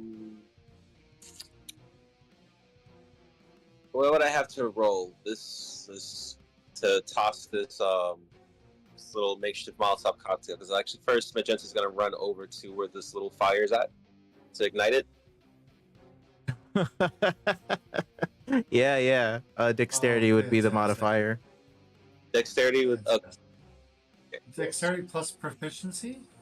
Are you proficient at You Molotov have Tavern cocktail Brawler? throwing? Do you have Tavern Brawler? I don't believe I do. I don't think I have a feat that would allow me for proficiency on this throw. Okay. It sounds like it's just a... Dex anyway. Yeah. Straight. Who's the Get it. target again? The Nelfish Day. Okay. 15. And just to follow it up, she's also going to throw a dart behind it. All right. The 15 does not hit. Cool. Tell me, if I was to throw the dart at the bottle, like I guess because I don't know, like the way I'm envisioning is like, throw the bottle. If the bottle misses, throw the dart at the bottle, make it crack while it's nearby, and hopefully some of the fire or whatever might be able to reach the Nelfish Day. I don't... So when we're in combat, right, we're always trying our best. Okay. I don't think that Magenta would be like, I'm going to miss. And then in case I miss, I'm going to shoot the bottle. You know what I'm saying? Fair enough. So I'll just throw a dart at him instead. You should get your prof bonus for this one. Actually, wait. Don't you? I was gonna say, can't you do a breath attack because you're an ascendant dragon?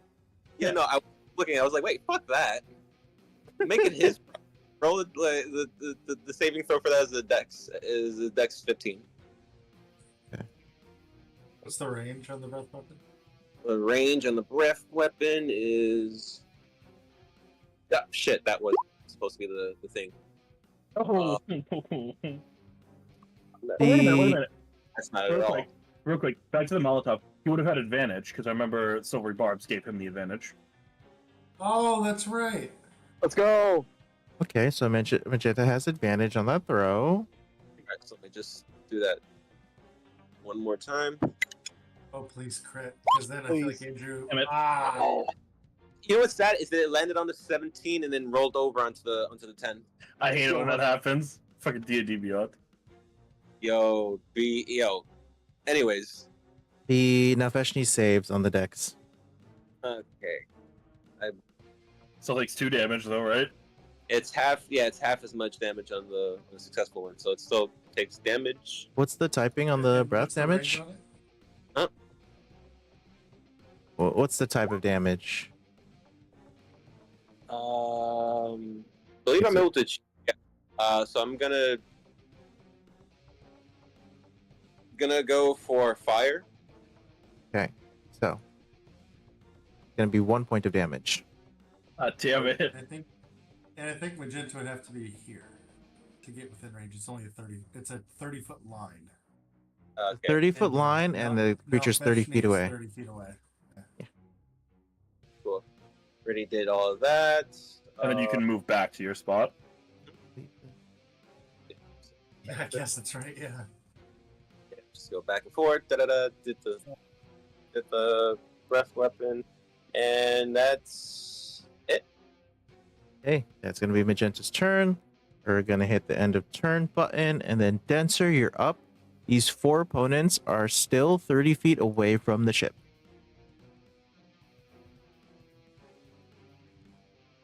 Ah, Jesus. All right. 1, 2.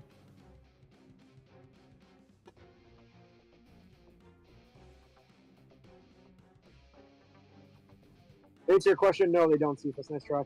You know what? I'm feeling a little adventurous. I'm not raging just yet. I haven't exactly landed on the ship yet. But I have hand axes to chuck. So. Chuck away. Yep. Gonna. Ooh, you want to lose him in the water? Nah, we don't do that.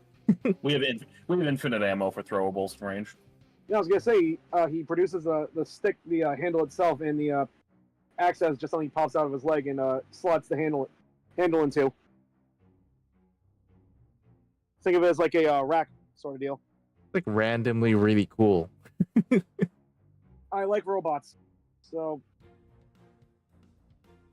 hand axe. Oh yeah, I'm hanging down right there. Blue Chasme. Okay. Yeah. Ignore the -5. That shouldn't be there. So that is just fully an 18. So fully 18 does hit. Sick. I think you're gonna have a range problem here. So you have a 20 and 60 range. So the throw would actually be a disadvantage. Oh. Alright, so 13. I do believe that's a miss. Oh yeah, and this is... You started here, and you went 5, 10, 15, 20 feet. Right? So you still have another 10 feet to close. And that would still have like 50 feet away, They're wouldn't 30 it? feet away from the boat. Yeah, no, you're right. Okay, so if 13 is the roll, 13 does not. Wait. You're water walked. If you have the movement, you could get on the water to get. He has like if you two. have the jump speed.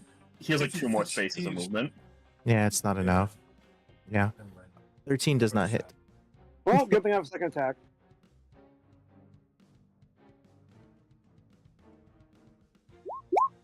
Uh, 21. Take it or leave it. Yeah, Oh, that's better. taking it. Nice.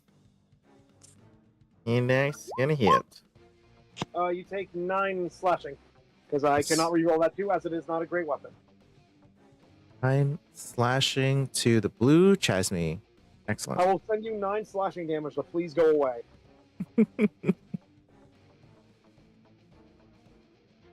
It will stay. Okay, Live, you're up. Again, all of the enemy creatures, they are 30 feet away from the edge of the ship. Okay. Are they like fiends or bulls? They are demons, so you can immediately consider them fiends. Okay. Okay.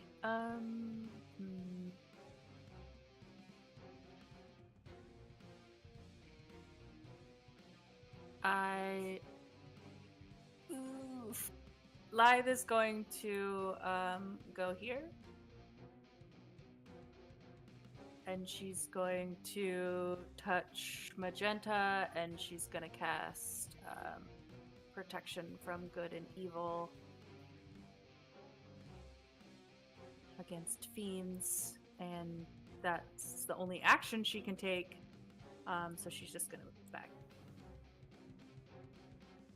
Cool.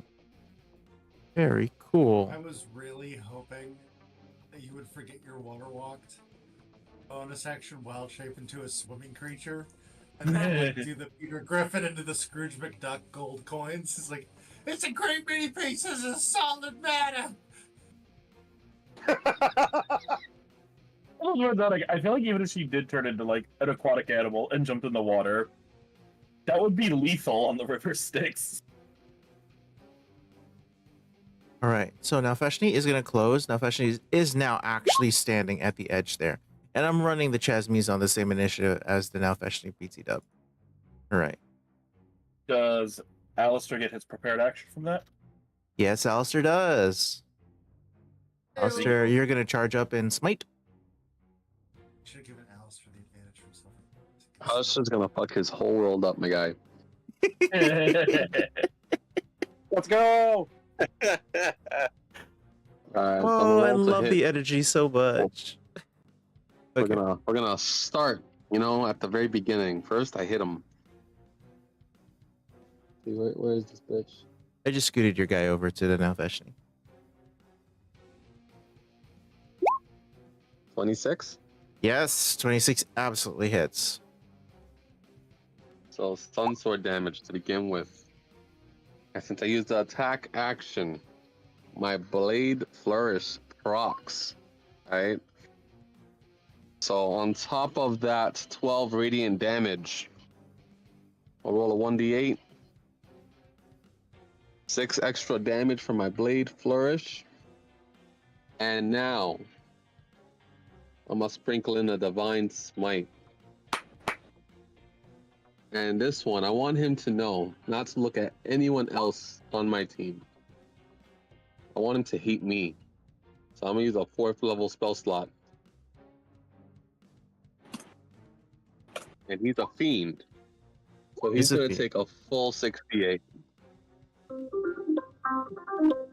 Oh, the fucking paladins in the chat today. Let's go.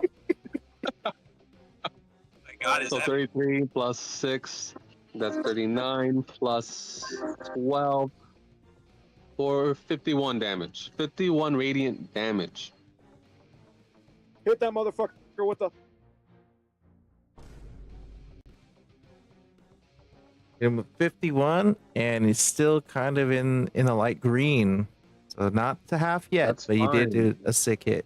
I'm gonna go ahead and add those 6 from my Blade Flourish to my AC until my next turn. All right, what is your AC sitting at right now? 26. 26 total. All right. Well, let's make a mess. Enemies are going to I go. love it. Red Chasmy is going to first, with its really fast flight speed, fly around Alistair.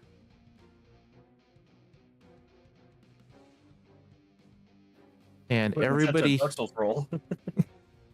everybody hears a horrid droning sound. It doesn't have any effect on you now, but when your turn starts, it will. This thing is going to proboscis the back of Alistair, or it's going to give its darnest. An advantage here. Failing to do so, the big pointy part does not get to suck any of the blood out of Alistair. Other Chasmies are going to do the same thing, and through their tactic, gain advantage by flanking in different ways. Also trying to proboscis with a miss, and my best roll is a 23 and still can't hit. Blade Flourish, baby. More like promiscuous. Take your advantage, Joe. What am I supposed to do? All right, we're looking for not a 5 or a 6 on this D6 here for the Nalfeshni. All right, fails. With a multi-attack, the bite and 2 claws. Bite, claw, claw. I got a 28 on one of my rolls. Something actually happened. 10 points. Please tell me a shield. Time out. I mean, no, Alistair already used a reaction to after holding the turn. Oh, yeah, that's right. Yeah. Mhm. What was that was a reaction? Yes. Yeah. Oh, I see. All right, then blast off. Damn it. So 10 points of slashing damage after being assaulted 4 times. And my rolling something like 16 times. That's the best that we could do. All right. The crew is after those enemies, so we're gonna have 2 crew members here. They are going to make a couple heavy crossbow attacks against the Nalfeshni. That is a miss and a hit. 8 points of piercing from the crew. Hey, crew! And then it is Kphos's turn. Help us, Kphos K-Pause. Kphos will pop his head out of the hole. He'll use one use of his embodiment of the law feature to bonus action cast Bless. This will be at 3rd level. This essentially bless everyone, all the PCs except Live. Sorry, Live, with the spellcasters, we don't need it so much, but I have to hold on to concentration.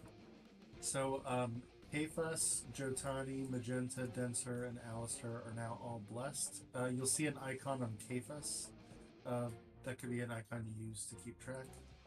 And I'm going to have one more icon to remind myself that I'm now concentrating on Bless. I love his He's gonna dopey little pop back. hat. And he's going to pop... Oh, well, before he does, with his action, he's going to... what's he going to do? Sacred Flame, Nalfeshni. Dex, 20 dex. 20 dex. Oh, unbelievable. Are you? Brother. Gonna take 10 damage. And Radiant. And then Kphos is going to pop back down under. I think that map, part of the map is black, so just remember that he's underneath. I'm going to just step aside. Okay. Yeah, I'm gonna toss Olas over there as well, so that we know. That's it. All right.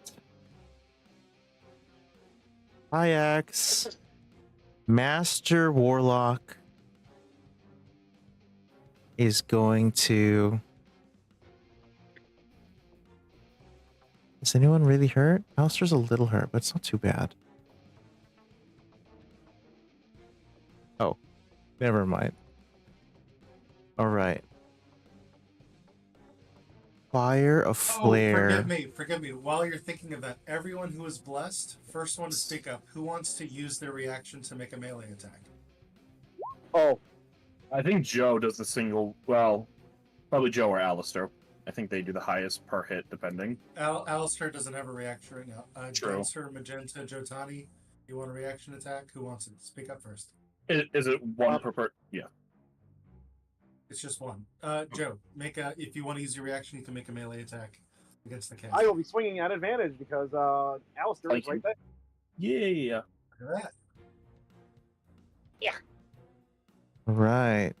Tyax is going to 25. cast Unholy Firebolt, and the Nalfeshni will resist both typings of that damage. It's a fire poison bolt, which is pretty cool. Denser, you're making a reaction attack as gifted to you by Kphos. Yep. At that Chasmi. Cool. All right. Hits. Oh, I can reroll that one. Into a 6. Ooh. Beautiful. 27 damage. Appreciate you. Thank you. I'm helping. Thank you to Patrick for doing the math for me. I was thanking Matthew for that one. Oh yeah, for the reaction. Yeah. Kphos Yeah. back under the boat. Okay. That's Tax's turn. Gotam's gonna go. Jeez, buddy is in there deep. He's fine.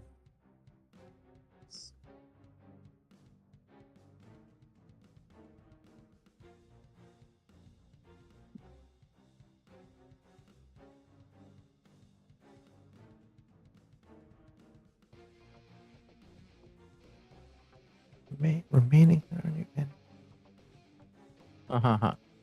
He is going to cast Anti-Life Shell on himself. It is going to force the Chasmi out of his space. Back off. fuck off. Fuck out of here. Personal space. Yeah, so he's gonna push all of them out with anti-life shell. That's him. And then top of the round goes to Alistair. Alistair, you're up. Second turn.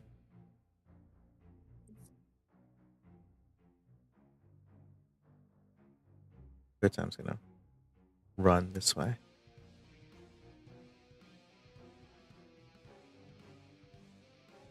So, why does everyone look so far from me right now? They were breathing down Kotam's, breathing down his robes, so he cast anti-life shell, pushed them 10 feet away from him, and then ran. Actually, since he kept moving, the Jasmine's gonna move or two. Oh, fuck you.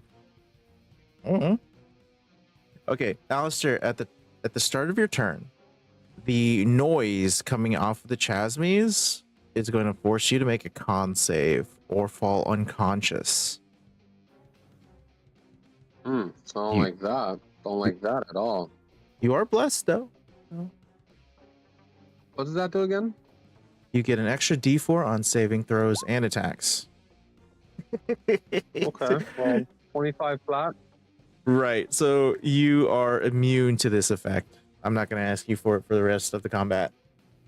I will say, definitely move within 10 feet of the rest of us by the end of your turn, because falling unconscious is very bad, and your sheer existence gives us a bonus, if you're close enough.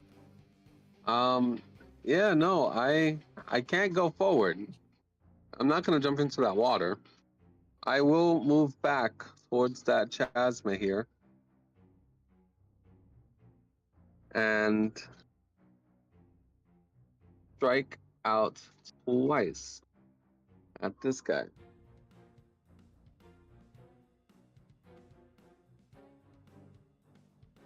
Sun sword.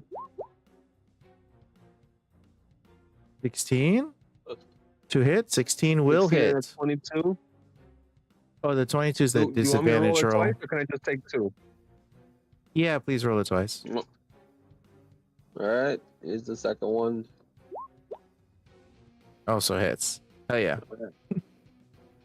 Okay. Da, da, da, da, da. So 24 radiant damage. I will, of course, use Ooh, it's looking pretty bad for that one. defensive flourish one more time. Just because they're gonna come back and they're gonna want to hit me again. All right, so 24, 28 radiant damage.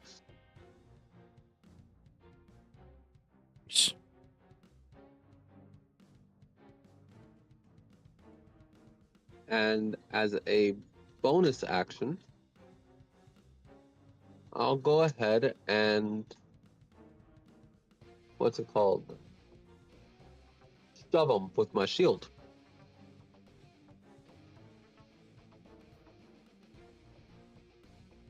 How do you do that again?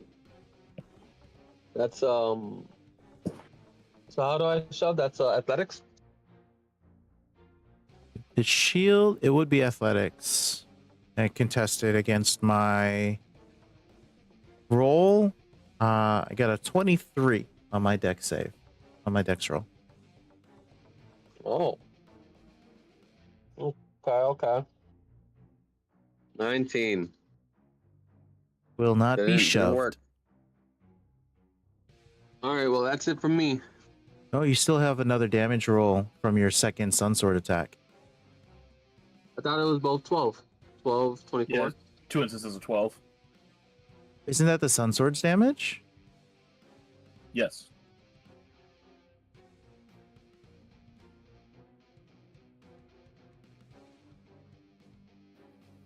28 damage altogether. Oh, my mistake. I thought that the Sun Sword had a... Yeah, it does. So when you hit an undead with it, the target takes an Undead. extra 1d8 radiant damage. Undead. Okay. Third luminous blade. All right. Okay, got it. So it's just melee radiant damage. Is it? Is it always radiant? Always radiant. It's not magical slashing? No. No, Sun Sword is always radiant. It's like a lightsaber. Yeah, like I said, the Sun Sword's a lightsaber. It's not a physical blade. It's a hilt. Oh, it's just not in the text. Okay. Got it. Great. So, Alistair, that's going to be your whole turn, and then we will pass it to Jotani. Jotani going to need the con save. Yep. Just a second, I want to double check something on my rulings. Trying to make sure I'm not getting a bonus when I should be. Lycan.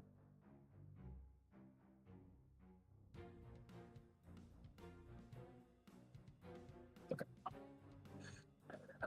What is Alistair's charisma modifier?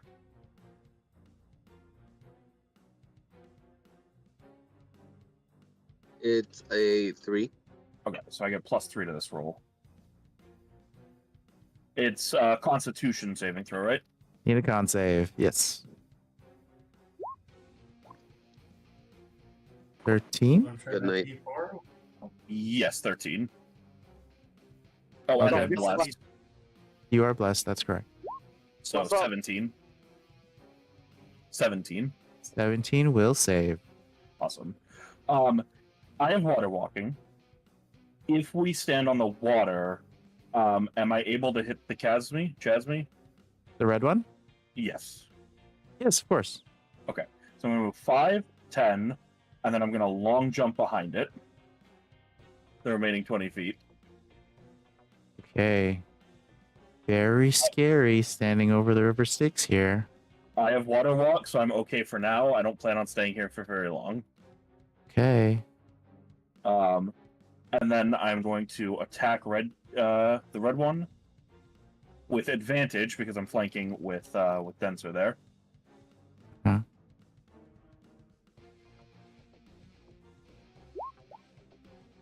A 22. 22 does hit.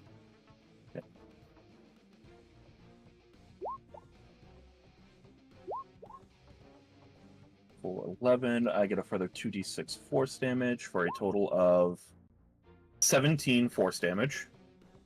All right. First hit is going to land, dealing 17 damage. Creatures in the orange. Just make sure that did the right thing.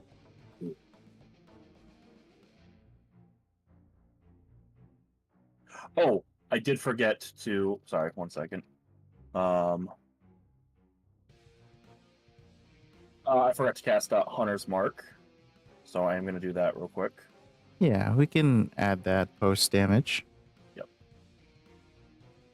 For another 4.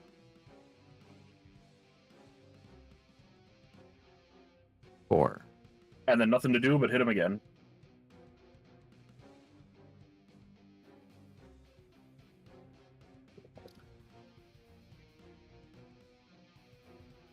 If only I was champion fighter.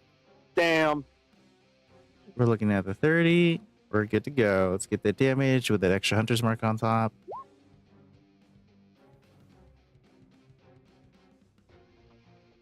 For 15, 16, 17, 23 damage. Okay. How does Jotani dispatch this giant fly? When he jumps over it, he's going to slash at it. He's going to land on the river Styx and impale it through its back. And then he still actually has 20. He still has, he spent 10. Yeah, he still has movement left, so he's just going to 5, 10. And then I think he would have to spend 5 feet climbing up, but he still has movement for that because Lycan gives me increased movement, and I long strided at the start of the day. So I actually have 50 feet of movement at the moment. Okay. So I just scramble right back up, and I end my turn. So, Long Strider, does it have like a special effect? Because my understanding duration is 1 hour. Oh, is it 1 hour? I think it should still have the movement regardless, but let me double check that. Oh, it is 1 hour.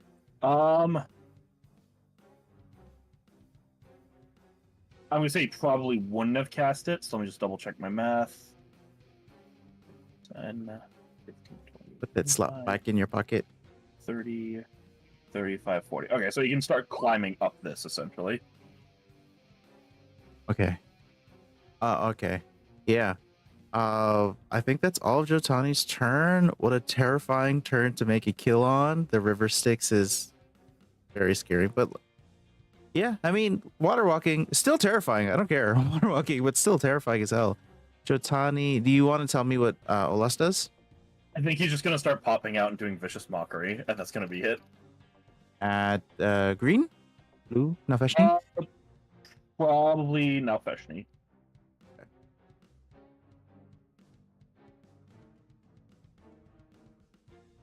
I have to make a save. Yes. Should be a wisdom save, yeah. Wisdom save 20. Yeah, he's got a 16, so. So, miss any bonus action for Bardic Inspo? He doesn't have traditional Bardic Inspo, so no. Got it. So Olas is just gonna dip right back under to below deck, and then we go to Magenta. He pops his head out, "You're a bitch," and the guy's like, "Fuck was that for?" And he just hides back again. Like, I'm sorry. You're a bitch. Hits him with a doing your mom before quickly retreating. We come from a long line of dogs. Doing your mom. I'm out. I knocked out. Oh, that's your con save? Yeah. 4. And then you get a +3 from Alistair. They get you to 7. Plus another D4. D4 from Bless.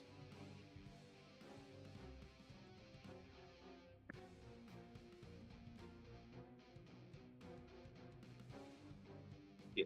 No, it's not going to make it. It was close. Magenta goes unconscious due to the noisy Chasme droning sound. Hells. Damn it. Can you tell us what that looks like? Huh? What does that look like to the rest of us?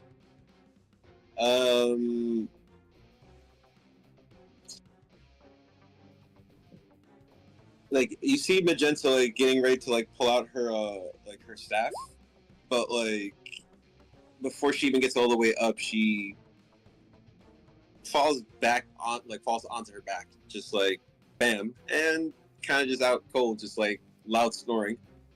The last thing that you hear conscious is just the bzzz of the flies, just the buzz, buzz, buzz, buzz, buzz, buzz. All right, Magenta. We're going to pass it to Denser. Andrew, I have great news for you. I can't be Yes. put to sleep. I'm Warforged. They're not asleep. They're falling unconscious. Oh, never mind. Ignore that. One concept coming up. Constitution. Okay. I think I'm okay. Yeah, you're great. You're fantastic. This is not going to bother you for the rest of the combat. All right, cool. I would like to rage. Okay. Denser's raging. Mask Before him he down. rages, he'll shout protect Magenta before jumping. I always love when people politely declare that they're raging. It's exactly how I say it too. I mean, even more deadpan. And then I will rage. I would like to rage, please, if that's So- okay. I can walk on the River Styx, yeah? Yeah. Sweet. Anyway, Let me get this out of the way so clear up the map. you see green here? I'm kind of pissed he took my color, so I'm going to reckless attack him. Okay. Good thing I reckless attacked. Yeah, that's going to hit still. Yep. Just hit him with one of these. Oh, I can reroll that one. Into. Let's go! And 1 to 1d8 1. Let's go, baby. And 1d8 radiant, yeah? 26 radiant from being Oh. Zealot. Ooh, Now another you 8 do damage. ignore on that 8. top. 8's not real. The 8's a figment of your imagination. You never saw it. Okay. Anyway. I crit, sir. All right, let's see the crit damage. There's a 1 I can reroll.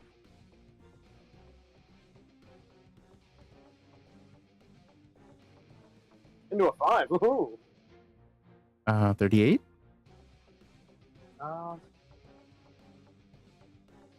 28.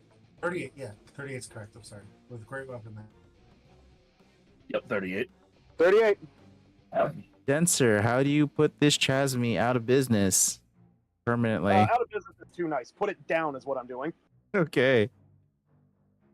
Denser, in what it can only be described as a flurry of motion, because I'm going to action surge in a second. You bastard. I'm not done with my turn, Patrick, as that's so hard to understand. He is going to first make a broad cut across the torso, not lengthwise, horizontally, so it's left-right. And using whatever momentum he can, he's just going to push himself through and go straight for the now Fashine. I can't pronounce that. Sure. No, Fashine. So Did you start your rage this turn, Joe? Yes, I did. Okay. I action surge to get there. Yeah. This is so stressful watching you guys just run on the water. I'd like to point out Denser is very much covered in someone else's blood and guts right now. I wonder if the sticks would even Why? affect him. For sure.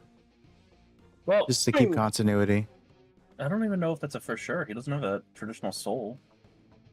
21. 21, yeah, 21's gonna hit.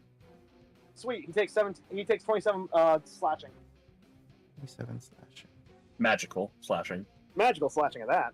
It's a great sword +1, so. Oh, I very much see the +1. The +1 is very clear to me. Guy who didn't see the +1 be like, Anyway, second swing. A 17. Does that hit? No. I was going to say, assume no unless specified otherwise. All right, that'll be my turn. you're blessed. You get another D4 added to that. Oh, I do? Ooh, you are Splendid. blessed. What's It's the true. +3 on that to hit from? Oh no, you have advantage because you're attacking recklessly. Yep. Would a 21 hit, Andrew? 21 will hit. Marvelous. Davis is blessed coming in clutch. Thank you. You've secured your MVP vote. It is the best. Oh, there's one you can level reroll. Into a 4. Better bless or shield. So that's another 27 damage? Right, 27. I told you this build would do numbers, Joe. Cool. All What's right. that? Put his fuel. All right, Suzanne, you're up to go get Slugger. Live, you're up. What's happening? Oh, okay. These creatures are where they are on the map now. No, like, need to imagine. The two of them are technically below the waves at the moment, but otherwise. Okay. I'm gonna cast Aim Strike. Ooh. Can I cast it at the 6th level? I assume if you have the 6th level spell slot, I mean, I do have a 6th level. then yeah. Yes. I'm gonna do that, and I'm gonna increase the radiant. And it's 60 feet away, so it's gonna be, in between now Feshni and the Yeah. Chasma. Whatever it so takes as to not hit yeah, denser. Yeah. exactly. Right. So you're rolling 5d6 fire damage and 5d6 radiant damage, and I need to make a couple of dexterity saves over here. Okay, dexterity saves. That's not accurate because it rolls twice. Magical saves. Still bad. Okay, it looks like they're taking full damage, both of them. Chasme also has dex. Chasme takes half. Cool. Yeah. So go ahead and roll your 66 fire and then 66 radiant afterwards. 46. Oh, sorry, 5d6. My bad, because you're doing it at 6th level, right? So 5d6. 5d6 fire, 5d6 radiant. Roll them separately. 4 fire, 5 radiant. 4 fire, 5 radiant. Huh? Only the radiant goes up? Oh, when you up Yeah, cast, only you- the radiant goes up. The fire or the radiant, which we probably won't radiant because we're dealing with devils. The weird ass spell. All Oh, right, the yeah. scaling would go crazy if you had a 2d6 per level. There is no spell that levels that fast. Okay, fire damage. Wah, wah. Right? Radiant. Heyo!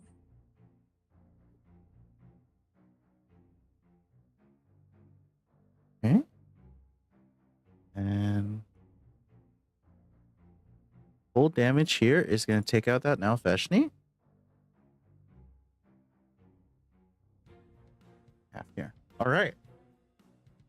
So, Suzanne, can you tell us how your flame strike takes out this now Feshni?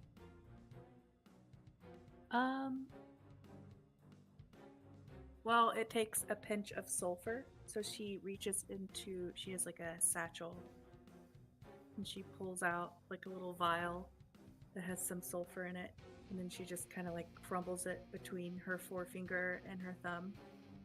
And she just like sprinkles it on the ground. And you don't actually see her do anything, but in the distance, like over where those guys were, see, you know, a column of flame and radiant light erupt.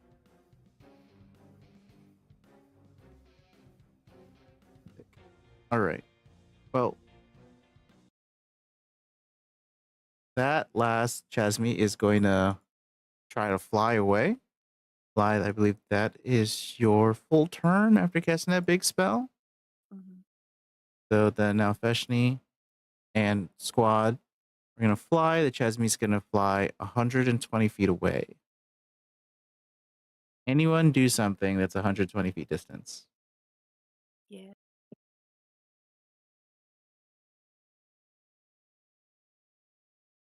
Hey, Fuss?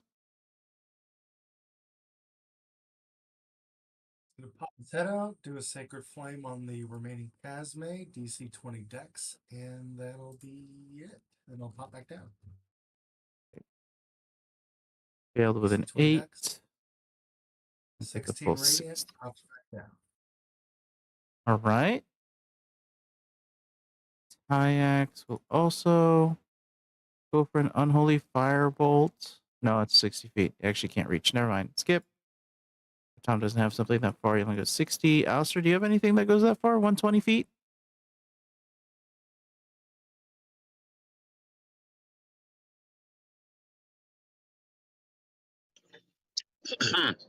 No. Yeah. Jotani?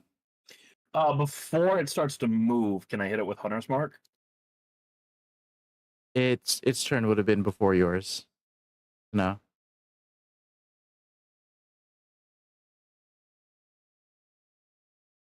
A second.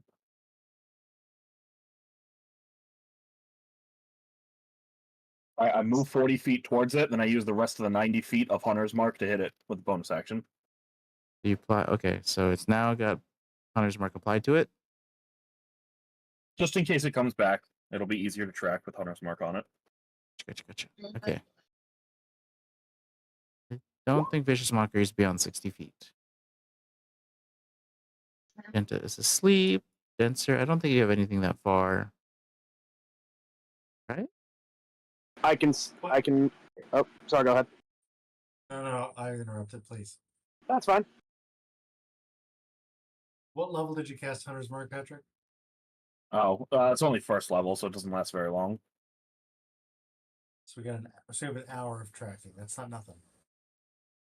I'll say I can move 30, then chuck at longest range with disadvantage 60, so I doubt I can actually hit the Chasme, but I want to wake up Magenta.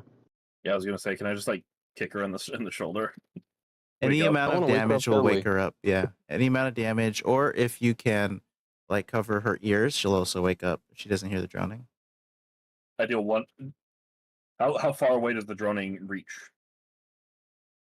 It's supposed to be at the beginning of their turn, 30 feet from the Chasme. Okay, so when it Beginning moved 120 feet away, it would stop then, right? The sound would stop. Yeah. So Yeah, Yeah. you said she would wake up when she stopped hearing the sound. Get up. Well, Oh no! Oh no! Oh, I missed it, didn't I? Oh no, Stand her back up on her on the feet. save. It's only on the save. So she's unconscious for 10 minutes. I Oh. kick her in the shoulder for 1 point of damage. Okay. Yeah, at most I can reach about 90 feet in terms of range. I can't hit that thing. Just saying no. will- Okay. I will pull Denser back onto the boat though. I was gonna say I'm gonna go to the edge and I'm gonna like he's like, oh, it's more than 90 feet away. I'm gonna like look over the edge. I'm like, you want to get back up here? So live, you are making 3 ranged attacks. All right, go ahead and make those ranged attacks. Okay, but if I cast it at a higher level, I can, Do more, yeah. level above second. When you cast a spell using a spell slot of 3rd level or higher, so starting at 3rd, it's an extra ray. I think I want to cast it at the 4th level. Okay. So what's that? 5 rays?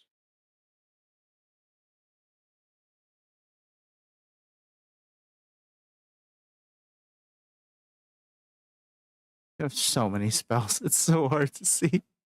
I'll. Okay, so it's a 2nd level spell. So yeah, it would be 4 or 5 rays, so 5 rays total. All right, so give me 5 spell attacks. Range spell attacks.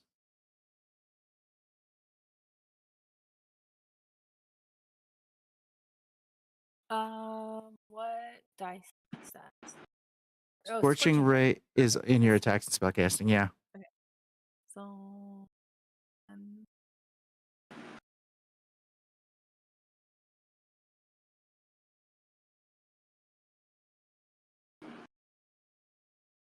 Everything hits.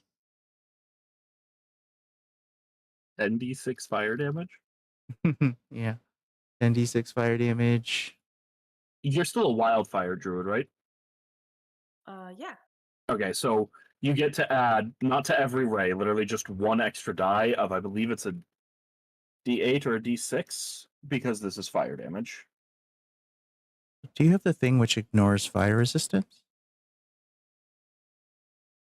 Me personally, like live. Live. I do have things that can ignore fire resistance. Yeah, it's an extra d8 damage.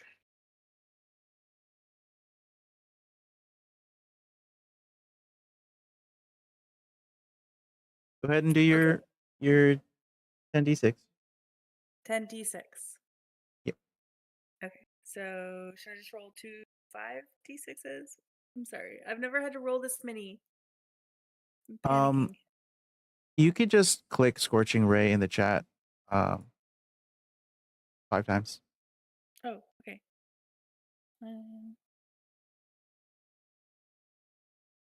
Turning him into a memory. And then, Patrick, you're saying that one of them is a d8 instead? Not instead, she just flatly adds a single d8. So when a wildfire druid at 6th level or higher, like once they are level 6, casts a spell that deals fire damage, they get to add d8 to one of the damage rolls. Okay. So let's add a d8 on top of all that. Let's see what we get total. Is that the language of the proc? So it procs on casting a spell, not on, say, a spell attack like Eldritch Blast? Whenever you cast a spell that deals fire damage or restores hit point, oh, never mind, your wildfire spirit has to be summoned, I forgot. Oh yeah, that little guy. So, never mind, you only get the d8 if he's around. But it is specifically casting a spell that deals fire damage or restores hit points. Okay. So that one is, because it's resistant to fire, is only going to take 12 fire damage, and then it's going to manage to get away. Ding dang. I have a question. Shoot. Those 3 ships that were behind them coming towards us, they still around?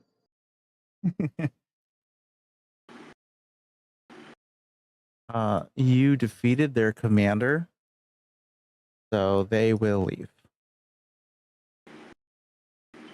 Or they will try to. Do Are we you trying allow to fight them?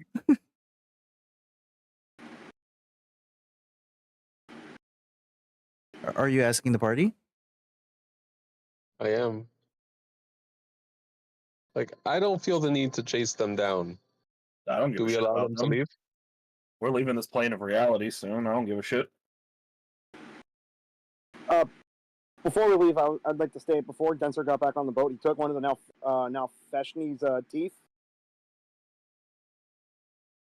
He's gonna walk over and hand it to Life and says, "It's yours now." Gross. Oh, for me?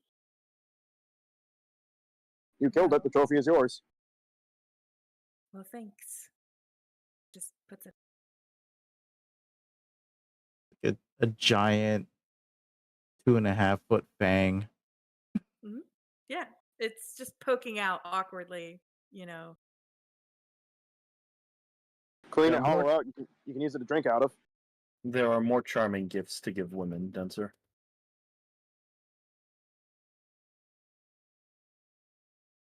All right. Shoot. So we're gonna leave them alone.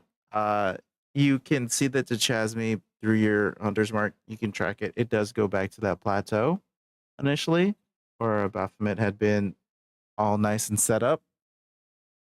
However, you guys are moving you're passing it, going away from that thing, so it's not going to be an issue. I just pull up a chair and I keep my eyes trained on the plateau the whole time we sail past. It's an intimidation tactic. Magenta's the only monk in the party right now, right? Yeah. Yes. Okay.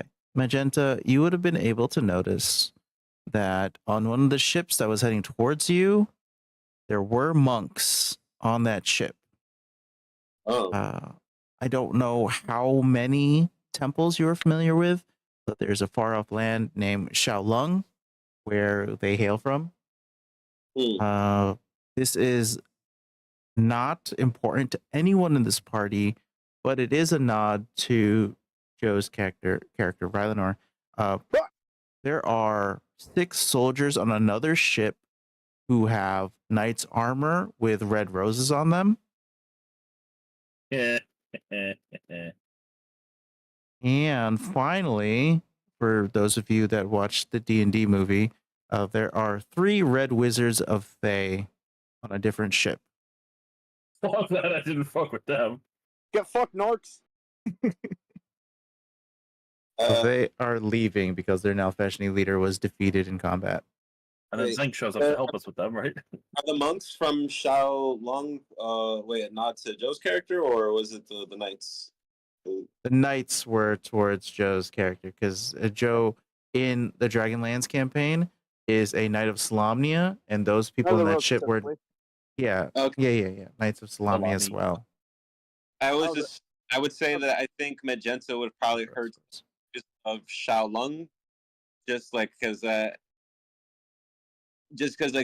I'm not mistaken, just hearing stories from Fioli, and I feel like Fioli's done like a lot of pilgrimages. I'm not pronouncing that correctly. But so I don't know, like I feel like that would probably be one of those. So maybe she's heard like stories but hasn't really gotten a chance to go there herself. Right. And with that, we will have the party after this little bit of a fight here, sailing towards the war slog. And that's where we'll pick up next time on our D&D Chains of Moses. Yay! We're going to Poland for some reason. Next Going to time Poland? on Chains of Asmodeus. Saying Warsaw. Yeah, we're going to Poland. Exactly. We're in Warsaw. Holy shit, the city at war. Okay, let's hit our stars and wishes here and let's get out of here. It's getting kind of late. Hurt a lot to do. What? Oh, the yell? Yeah, I imagine. Yeah. Okay. Stars.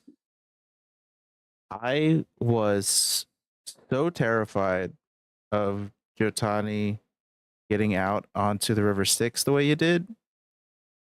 And then Denser following up. is so scary. And it's like really worried that it's like this is like the second session. I have a backup. I I want to take a turn, guess man. too I much, have a narratively powerful backup character. It's okay. so much faith in the freaking water walking spell. I got freaked out. Oh no, man. But okay, it all worked out in the end, I guess. So it doesn't matter. But that The was water isn't real. Don't believe in it. that's my star. The anxiety that I took I picked up for you guys going out there. That's my star. And for wishes, uh is that what the rest of this campaign's gonna be like? Just like crazy Probably. antics, risking your character's life. Like freaking live already made a deal with the devil Oh. so fast. You guys went to hell. Why aren't you guys staying safe in literal hell on the river of kills you? Hear me out. We should do more of it. We should gamble more. I'm just saying, Andrew. We're on, like I said, we're in actual literal hell on the river of makes you dead, being attacked by demons of evil. There's not really a safe part of that sentence. I understand that you're trying to appeal to the logic reasonability of this. However, I have played with you guys before. You did go to hell. There's precedent set. So I don't know. We went into those rickety ass submarines with Goddard, a man prone to getting angry and breaking things. I don't think the precedent we set is the thing you think it is. I will not tolerate Goddard slander. Goddard was a hero. He was the best of us. He was among the best of us. That is true. I Bane of will Seagulls. I will say I am disappointed nobody hit the old on Alistair Smite. I was very surprised nobody hit that. I was like, oh man, I gotta freaking cue that shit up. I wanted to use Divine Boom. I'm sorry. Divine Boom. That's the new cantrip instead of thaumaturgy. It's Divine Boom. Divine Boom. Yeah. Anyway, Patrick, you go next. Whew. Stars is gonna be Joe jumping out and just running his way through the enemies on the river Styx. So scary. Baller, gambling, safe bet because we have water walking. Do it again. Do it more, Joseph. I want next session. I want to see you walking alongside the ship the whole time. It's drip or drown in Avernus, and I'm walking on water. I'm gonna give Andrew a heart attack. Hey, water walk. Okay, so we can just walk along the ship for exercise. Wishes. I'm really curious to see what happens if one of us actually falls in the river, like without water walking. Like, there's got to be a gameplay thing set in the book. I know it. So I'm really curious as to what's going to happen. You just stay next to Alistair and you'll be fine. And then I'm going to pass it off to Matthew. MVP. Let's see. MVP today goes to Alistair. My star was Jotani going full raptor. That was pretty entertaining. Always go full bird. I know. Caw-caw. I wish for a tome of understanding. Not the new belt of giant strength. Yeah. Who's not gone at this point? What the fuck? What the fuck? It's just me. Wait, it was just you? That was just Yeah. you that whole time? It was 2 Whole time. minutes. That wasn't long. No, wait. We started at like 11:30, as I recall. What? As Oh, I'm my choosing to remember things, it's been like an hour and a half, and I'm popcorning it over to Sean. That's Yeah. what I am. So for stars, just seeing how Alistair just was surrounded. How did any of those hits connect? One. One? Yeah, 1 for 10 damage. I rolled 12 times and I only hit him once. I think that was pretty epic. Never happened again either. See, for wishes, I wish to not get knocked out or unconscious next week. Because I had a whole thing set in my head too, and how I was gonna deal with it. I was just not gonna be on the water. I was gonna use my step of the wind, unfurl my wings, and just fly. Fuck that nonsense. I did have a question, and I think I fucked up your turn, so maybe we can clarify it. To then cast protection from good and evil on you, would that have done anything? It is. It's not against saving throws. Oh, Like it doesn't enhance saving throws. okay. It's just from attacks. And for my MVP, Alistair.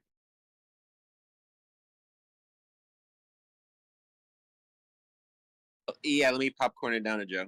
Before we move on, Patrick, could you give us your MVP vote? Joe. Okay, got it. And then Joe, you go. Yes, sir. Stars right out the gate. I'm going to be a man of my word. I'm giving it to Matthew for a few reasons, namely the bonus action attack and telling me about the Ring of Contained spell or whatever. You know, so I can get my 5 charges of protection from good and evil. Hats off to you, sir, for telling me that was a thing. Yeah, and you can put up with other spells too if you want. You have 5 levels of spells you can store it in at any one time. My other star goes to Alistair for the insanity that was AC 26 in tanking like 5 enemies at once. You magnificent man, you. Oh, sucks. Wishes. Well, I gotta pitch in for the Tome of Understanding. Come on.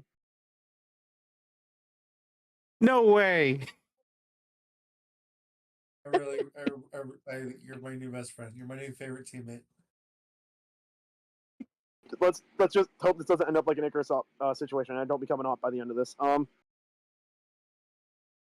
MVP. Stick to my word.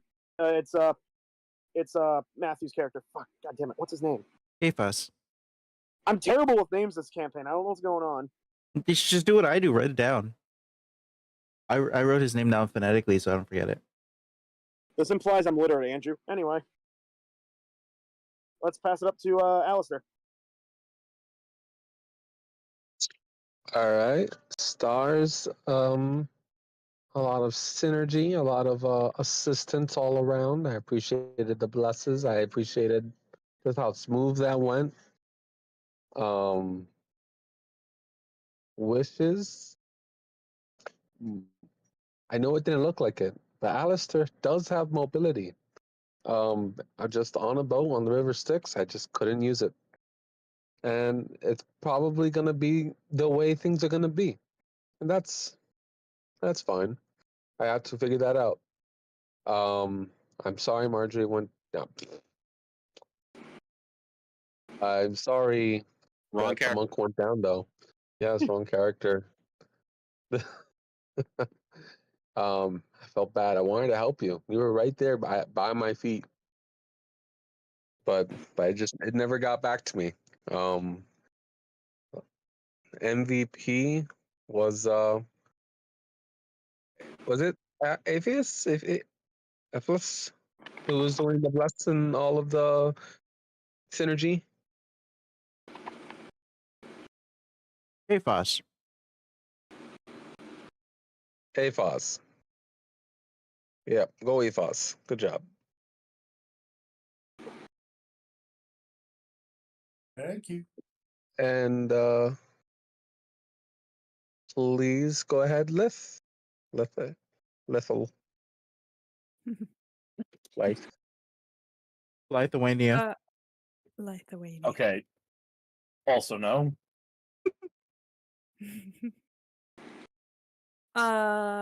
Star definitely. Alistair. You know, just being a fucking badass. That was so cool. I was really scared. I was like, maybe I should have protected him from good and evil, because I just expected Magenta to be hit over and over again. it's okay. I'll always be safe. And wishes are. I want to get off this boat. The boat of keeps us alive. I'm sorry, what? The whole I don't- campaign I is don't- designed around the boat. You want to get off the boat? I'm scared of the river Styx, personally. True. No more water sports, you guys. And MVP goes to Alistair. Dun, dun, dun, dun. Well, with that, congratulations, Alistair. You're MVP for tonight. Yay! Yay! Woo! Oh, shucks. Thanks, guys. The second session he's in, and he second Soon, MVP. soon, soon I'll have lines too. It'll be great. I was gonna say I kind of have another wish, but it's a very simple one. I wish to beat the bricks off more demons. It's fun, Oh yeah, you're telling me. especially with I all would these big numbers. I'd love to be able to beat the brakes off a demon. No, beat the bricks. I want to disassemble them. The day that you play like a regular ass monk and just go punch something, I think it's the day you'll have that. But until then, Sean, I don't know, man. I was planning to fly in the air and punch him. All right. Well, everybody, wonderful session. We're gonna get out of here. If you have anything that you need to send me, please DM it to me so I can take a look. I do want to recheck some sins or souls that we've been collecting, just to make sure that we are okay with where we want our story to go, and if there's any ideas that we'd like to move forward with.